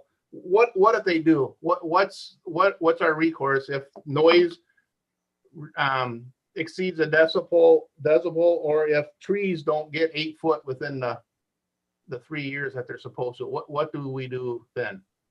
I believe the county has the jurisdiction to enforce that, be corrected per the special use permit and or revoke the permit. Revoke the permit after the project's built and the trees are planted? Well, they have the power to enforce it, and yes. Okay. I believe maybe, yes. So what happens if they revoke it once the panel's already up? What happens then? Do the panels stay? I believe they would decommission it and pull the bond that's been established and take the solar farm down. Okay, thank you. The floodplain that's always spoke of, is that the 100-year floodplain? Yes. Thank you. If wetlands, you're not going to build within 25 foot of a wetland or a creek or a floodplain, I guess. If there's trees or timber in that wetland or floodplain that could possibly block the solar from getting to the panels, would they be removed? It would depend on permitting and the final engineering. Okay. And then, is there any sound produced from the panels as we're tracking the sun throughout the day? Squeaking or turning or? It's my understanding that the sound produced from them tracking is minimal and is negligible compared to the sound from the inverters, which is why those were analyzed as part of our analysis, because they generate the most noise that would be produced from the solar project. Okay. Thank you. That's all I have. Thank you. Thank you. I see one more raised hand. Well, no, I see a couple more. Ms. Burrs, you've already had a chance to ask questions. I can remember that. And as I indicated on Thursday night, everybody gets just one chance. Mr. Apple? Can you hear me? Yes, can you hear me? Yep, sure can. Would you, obviously, is your name Brad Apple? Yes. And do you live within the proposed project boundary? No, I'm adjacent to it.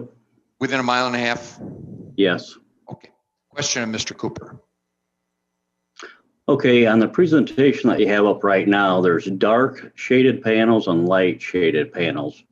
Is there any difference in the panels, or is this just something with the presentation? Yeah, no, that's just a plot style. They're all the same. Okay, my other question, you stated that the tiles, if damaged, will be repaired. How will you know if you hit one of these main plastic tiles when you're driving the posts in until we do have a problem with water backing up? Tom Huddleston will speak to that when he testifies. Okay, that's all I have. Thank you. I don't see any other raised hands, Alice. Am I missing anything? Okay. In the back room, any other questions?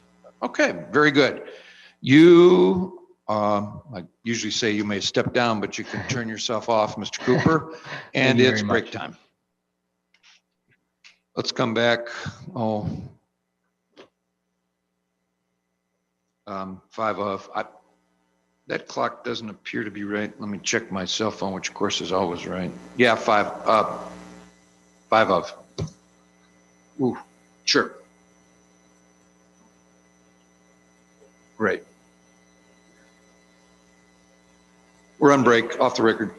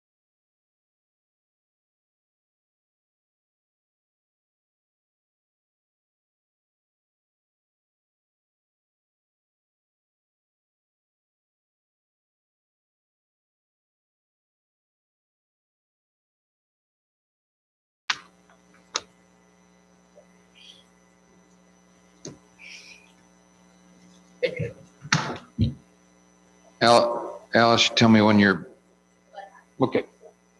All right, back on the record. Whoops. Lost a lawyer. Some would say that's a good thing, but. Yeah. All right, Mr. Barry, you may continue.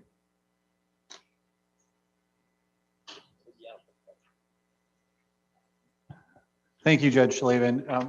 Really quickly, for housekeeping purposes, I'd like to request entry into evidence of Mr. Cooper's PowerPoint presentation. And not only that, but if I didn't say it before, petitioners 1, 2, and 3 are admitted. I can see no reason not to. All right, Mr. Huddleston, you want to step up and raise your right hand, please? You solemnly swear or affirm the testimony you're about to give will be the truth, whole truth, and nothing but the truth. Right up here. Take my mask off now. You absolutely may, but I'm going to move over, and I don't want you to feel offended. You're fine. Good evening, Mr. Huddleston. Could you please state your name for the record? Yes, sir. Tom Huddleston. And do we need to spell that? Yes, sir. Huddleston. Thank you. Can you tell us a little bit about your background, please? Yes, sir. I'm a drain tile contractor. I own Huddleston McBride Drainage Company and another group of companies. My partner and I have owned the companies for 47 years. I'm third generation drain tile contractor. We basically install, repair, maintain, and do drain tile investigations and evaluations. Okay, thank you. Mr. Huddleston, the South Dixon Solar Project is required to do a drain tile survey. Could you describe how a drain tile survey is conducted? Yes, sir. They're rather typical, although we add a little intensity to these type of surveys. The survey is very typical to what we do when we first go into a field to do new drainage work. We model the soils and the topography and the farm itself and the immediate watershed, and then we come in and dig slit trenches adjacent to the areas where we believe they're drain tiles. And when we encounter a drain tile, if we hit it, we repair it back to its original state. If we don't hit it, we dig down to it and we either feed a tracer cable up the drain tile and electronically locate it, or we hand probe them out. All right, thank you. Mr. Huddleston, how can a solar energy system be constructed to protect the integrity of the existing drain tile system? Well, the drain tile investigation is rather intensive, and we'll locate all the drain tiles that are locally within the area. We also give dominance or focus to drain tiles, which we call mutual drains, legal mutual drains. And those are drain tiles that traverse through the solar farm that actually benefit the lands of others. And in accordance with Illinois Drainage Code and with farm ethics, it's very important that we maintain the flows for others to continue to benefit. So we'll know where all the drain tiles are. We'll have them GPS at a very tight coordinate. We'll submit those plans in AutoCAD to the engineer, and the engineer will place that on his plans. And then when they design the actual piles and the trenching, we'll know exactly where the drain tiles are located in accordance with their improvements. Okay, Mr. Huddleston, are you familiar with the Illinois Department of Agriculture's Agricultural Impact Mitigation Agreement for solar projects? Yes, sir, I am. And does that, is it also referred to commonly as an AMA? Yes, sir. And does the AMA include requirements for repair of drain tile if damaged during construction of a solar project? Yes, sir, it does. And are there techniques that are covered in the AMA for repair of drain tiles? Yes, sir. There's some typicals that are in the appendix in the back of the actual ordinance itself. But there's also industry standards that most drain tile contractors use to repair drain tiles. And have you been involved in repairing drain tiles in connection with wind and solar projects in Illinois? Yes, sir, I have. Well, can you tell us a little bit about, generally speaking, how repair of drain tiles works associated with a solar project? Yes, sir. After we've located the drain tiles and we do some evaluation, we understand the condition of the drain tiles and we understand the function and the benefit of those drain tiles. So after the design is in place and we understand where the improvement conflicts are going to be carried through the project, we then go in and modify the routing and replace, in many cases, like kind, the existing drain tile to make sure that they're not in conflict with any of the improvements. And so is it fair to say that when you've repaired drain tiles associated with solar projects, you, to a certain extent, help in the design of the new drain tile system going forward after those repairs? Yes, sir, that's correct. How would a solar energy system operator know when a drain tile is damaged? So the process is that once we locate the drain tiles and we understand exactly where their locations are, we'll understand exactly where the conflicts are. So we'll have all the piles, which are their actual posts that are hammered into the ground, we'll have them staked on site. And then we'll go in after they're staked and make sure that all the drain tiles are rerouted properly so they will not be in conflict. And so, and when you do that, what's the process for repairing, typically for repairing the drain tiles that are damaged? Well, there's several processes. One is what we call like-kind replacement, and that's where we actually take the existing tile out and put in a new dual wall polyethylene pipe, still perforated, but a new polyethylene drain tile. In other occurrences, we may loop the drain tile around the particular pile or the drainage trench itself. And is the goal to make the drain tile system after the repairs are conducted at least as good as or better than what it was before? The goal is to make it better and to assure that we can extend its life and longevity through the life of the solar project itself.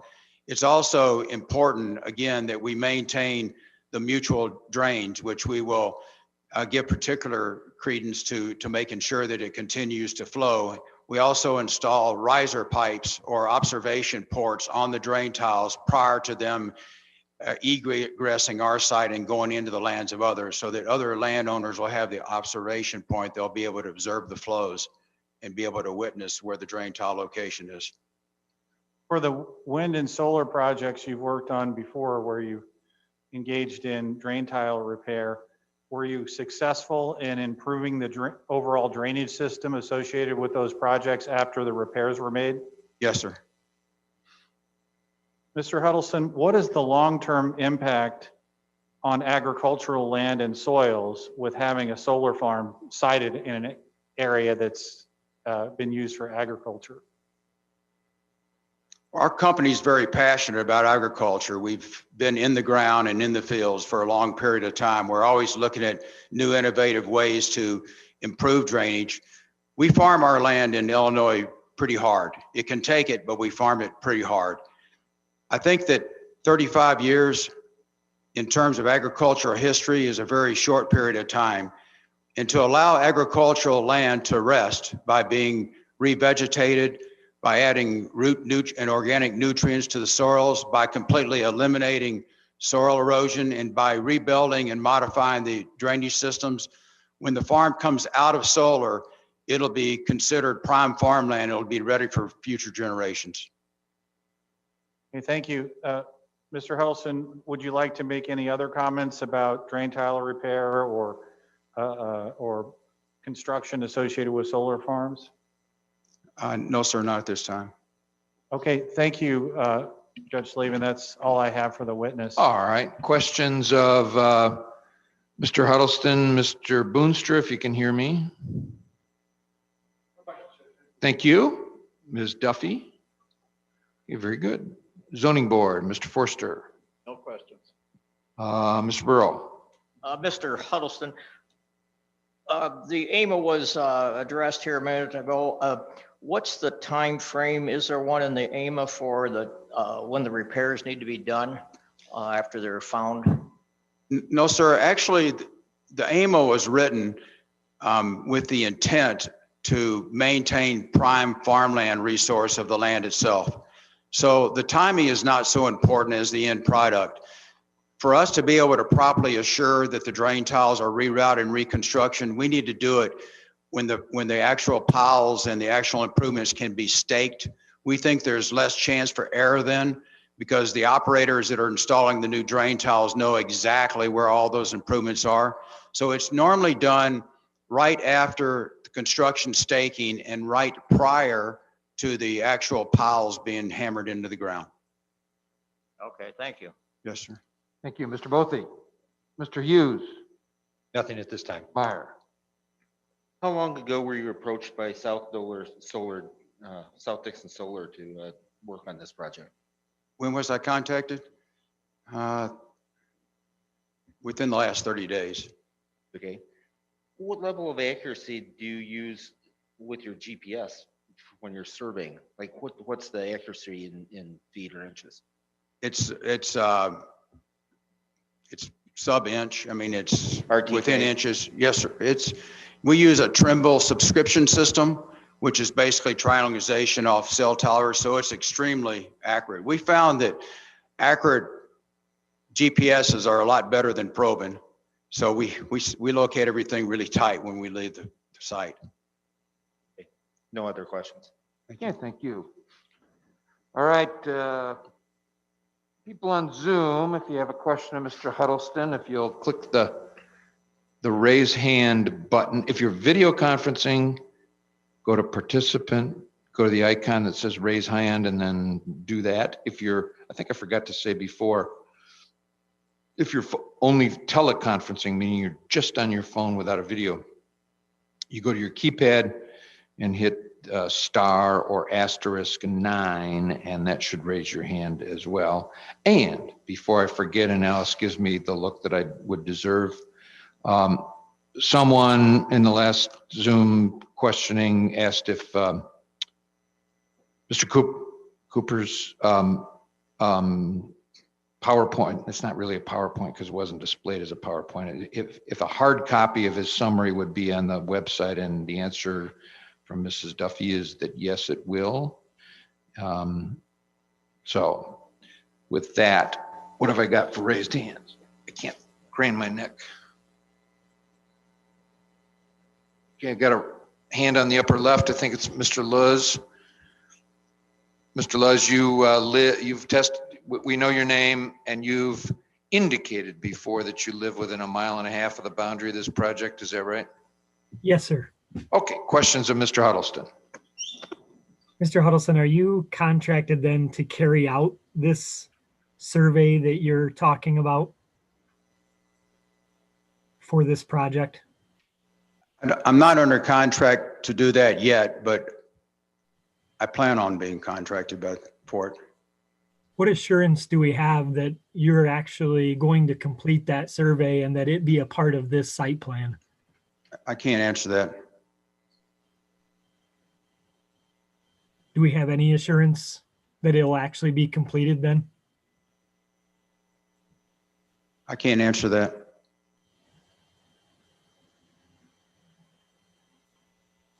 Would you design a subsurface drainage system differently within an SES from as compared to farming the land conventionally?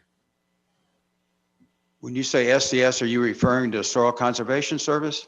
So the solar energy system, would you design, if you had a blank slate, would you design the subsurface drainage differently within an SES compared to conventional farming? Yes, sir, only from a geometrics standpoint. So we would install the drain tiles rather in a random polygon fashion. We would install them along an AB line or geometrics that are within the actual grid of the improvements. And would you then follow the path of the water off the panel with those subsurface drainage? No, sir. What would you do in a layout? With these drain tiles were originally, some of them installed over 100 years ago, were put in place by farmers and tilers in areas that are hydric or wet. And that is where soil groups that have an elevated or high water table. And it's that high water table that prevents the farmer from coming in and farming that area at the same time as he can farm the wet areas. So as a drain tile contractor, we always want to dry those wetter areas out quickly so that the farmer can farm the entire property from one end to another early and then harvest at a later time. So the drain tile placement is really based on the hydric soils and the topography of the ground. And you explained that as it pertains to farming row crops, correct? Yes, sir. Now, how would you apply drainage though to solar? How does that change with solar to minimize surface water runoff? Well, my intent would be to replace the existing system and continue the existing benefit. So I would just slightly move the drain tiles off their original route so they're not in conflict with any of the improvements. But I would leave them in the same general area within 10 feet in most cases. So in an SES or in a solar energy system, you have long mile-long row of solar panels that act like a roof. The water runs off and that soil saturates at the bottom of that panel. In your assessment, if you were going to put subsurface drainage in, how would you address where the water is running off of these panels? How would you go about it? I mean, that's not really a concern. When the water comes off the panels, it falls into a vegetated state, a very thick vegetation that's planted. And that vegetation equally disperses those flows to the soil structure itself. I can tell you that the permeability of the soils in solar will greatly improve. And that is because we don't have any compaction from farm equipment. And we also have root structure, which helps break the land up and make it more permeable. And there's scientific study that's been done on that as it applies to a solar energy system? Yes, sir. Do you have any references? No, sir. The scientific studies are what prairie grasses and what crop rotation, how it can benefit farmland and drainage. Very good. I don't have any further questions. Thank you. Thank you. Thank you. Denise Burrs. Denise, you asked questions before and you live in Lee County, is that correct? Yes. And I'm sorry if I can't remember it. Within the project boundary? No. Within 1.5 miles of any boundary? No. Okay, just Lee County. Thank you. Questions of Mr. Huddleston? Yes, I understand you to say that the soil would be better having rested for when used, as you said, but are there any long-term studies that show that?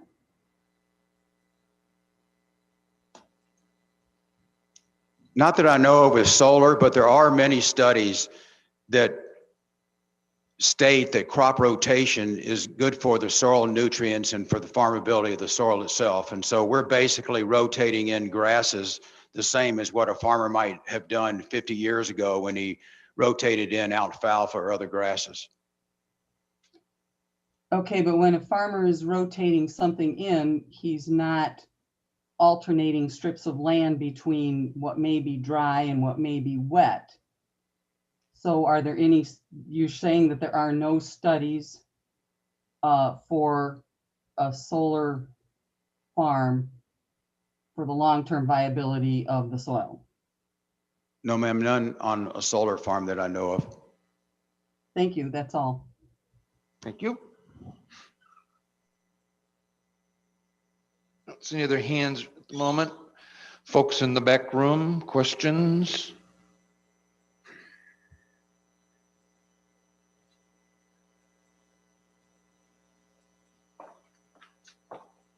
Okay, Ms. Shippert. Just so we refresh our recollection, you live within the boundary, is that correct? I live adjacent to. Adjacent to it, I apologize. Go ahead.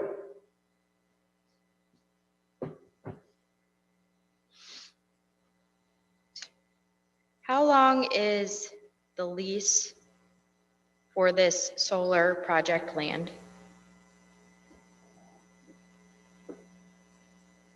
35 years is to my knowledge.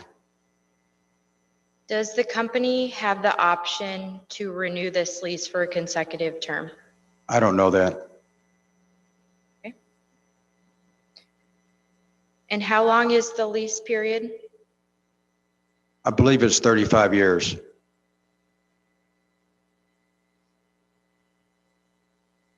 Are you aware of the earliest in-service date of the solar project for this company? No, ma'am. Are you aware of how long Duke Energy has been in the solar industry? I'm not sure the actual years. I know they're a very reputable company in solar. What gives you the impression that they're reputable? They're a big name and they have a lot of resources and they built a lot of successful projects. What type of resources are you referring to? They have a strong engineering team. They have environmentalists. They have construction managers. They have the full gamut. They're pretty much an in-house facilitation. Okay. So the project is leased for 35 years. What is the longevity of a piece of tile of the style that you're using? The tile that we modify and replace, which is polyethylene pipe, has a 50-year warranty on it. So if this project were to be renewed, the longevity of the tile is not as long as the renewed contract. Is that correct?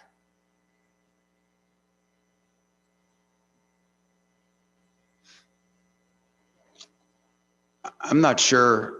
I'm not exactly sure. I know that we asked the material supplier, which is Advanced Drainage Systems, which is in Mendota. They have material engineers, and I asked them how long could they give us a warranty for 50 years, because most solar plants are within a 50-year window, and they said they would. I'm sure that they would warranty the pipe for longer than that, particularly the type of pipe we were using, which is a dual wall polyethylene pipe, which is much heavier than the pipe we're using in typical agricultural construction. So potentially this style of tile could be outdated sooner than this particular project ends, given 2 consecutive leases. I don't know the answer to that.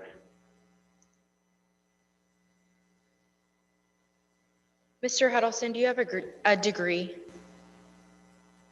In drain tiling? What is your No. degree? No, ma'am. I'm agricultural engineer. Agriculture, okay. Are you considered an expert in agriculture, agronomy, or related science? No, ma'am. Okay.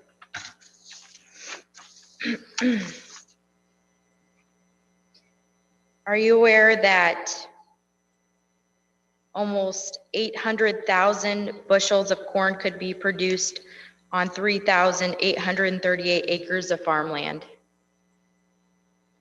That sounds reasonable. Are you aware that corn is the 3rd most important food crop of the world, measured by production volume behind wheat and rice? I'm not sure of that. Do you know that over 200,000 bushels of soybeans could be produced on 3,838 acres of farmland? No, ma'am. Are you aware that 1 acre of soybeans converts to 40,000 servings of tofu? I'm sorry, I didn't hear. Are you aware that 1 acre of soybeans converts to 40,000 servings of tofu? No, ma'am. Where does Duke propose that Americans find other food sources? Your Honor, I don't want to cut off. Sustained. He's not a representative of, he doesn't work for Duke. Okay. He's very clearly testified about drainage and drain tiles. And agriculture, correct? Not. It says that on the slide deck. I've let it go a little bit there, but his purpose of his testimony is clear, and I don't want to go too far astray. Okay. Can I ask a different question? Of course. Okay.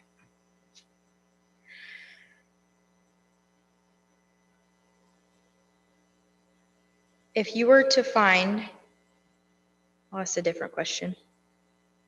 Where would you propose that another 4,000 acres of farmland would be able to be developed?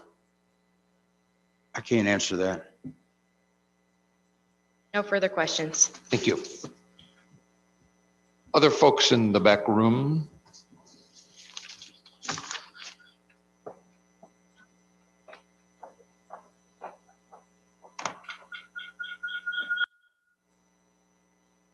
There we go. Refresh our recollections with your name, please. Pardon? Refresh our recollections with your name, please. Martha Johansson. Yeah, thank you. And you live either in the project or within 1.5 miles, is that correct? Within 1.5 miles. Thank you. Questions of Mr. Huddleston? It's my belief that during deconstruction that the land would be disturbed. That's a statement. I know. You're not under oath. Just ask him a question. Will the equipment driving over the land to deconstruct be beneficial to this land being not used for 35 years? I'm sorry, I don't understand the question. Okay. If you try, just rephrase it. I'll try and help. The question is, when decommissioning when the project is decommissioning, would heavy equipment be driving through the project? Yes, ma'am, there will be. Okay, and would that heavy equipment then compact the soil? Yes, ma'am, it would. And with this also, with the roads being torn apart, would this also affect the soil? I object to the form of the question. There's an assumption there I'm that not sure what that means. roads would be torn apart. The Does decommissioning doesn't involve heavy I- equipment. Mr. Berry, are you aware that during the decommissioning, the roads would be, the roads between the arrays of solar panels would also be removed? Yes, the roads would be removed along And with. would that compact the soil any further? Yes. And does the sun reach completely under the panels? I can't answer that.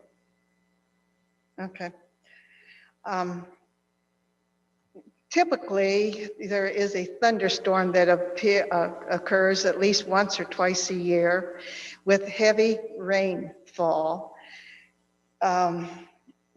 What would happen if the vegetation is not yet planted with this heavy rainfall to prevent the runoff? Well, it would be the same condition that persists now under agriculture.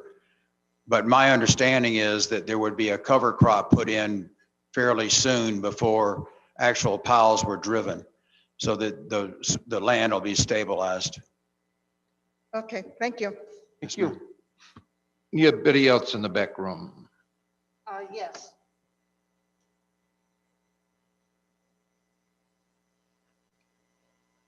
And your name is Brad Shippert, is that right? Could you repeat that? I'm sorry. And your name is Brad Shippert, correct? Correct, yep. All right, go ahead, Mr. Questions? Yes.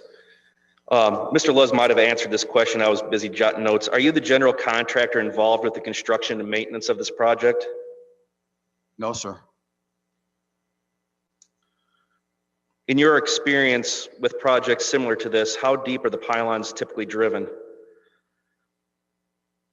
The pylons being for the support structure of the cells. That depends on the structural analysis, and I don't know the answer to that. Will a farmer or neighboring landowner have a contact person if problems such as field tile problems arise? Yes, sir. Okay, this is going to be a statement, but in a question form. As you may know, tile problems do take months or years to truly rear their ugly heads. How will unknown pre-existing conditions be addressed during the construction of this project? I'm sorry, can you state that again? How will unknown pre-existing tile conditions, say if we have a damaged tile that we are unaware of right now, because sometimes these problems take a year or two. Why don't you just ask the question? How would pre-existing unknown broken tile be taken care of? Well, our intent is to locate the drain tiles and to evaluate them and rebuild them prior to the actual improvements being put in. Although if there is a failure or a break in a drain tile, we'd be able to get a small mini excavator up the alleyways to be able to make a repair. Then who will determine the rerouting of drain tile around like the pylons that are given? Typically a drain tile contractor. Okay. And is older clay tile dealt differently than the standard plastic tile? Like if you come across a clay tile line, do you replace the whole clay tile line or do you just replace the bad section? And sometimes we do. It depends on the condition of the drain tile itself. Okay. If you relocate drain tile, who will return the drain tile to the landowner's previous state and desired location? Or does the tile get left to your desired location? Well, our new location or modification will be only several feet off the original route itself, so that it can continue to perform the same benefits. So I don't think there's going to be any difference in the drainage of the field. I think it'll probably be better because a lot of the drain tiles will actually deepen and lay with new pipe. Many of the tiles may even have silt in them at this time, and they'd be new pipe when we finish. So it would continue. The intent is to continue the existing benefit that the landowner enjoys at this time. What factual evidence do you have regarding your statement that the land productivity would be improved after 35 years? That's my opinion from my experience and working in farmland for the last 45 years.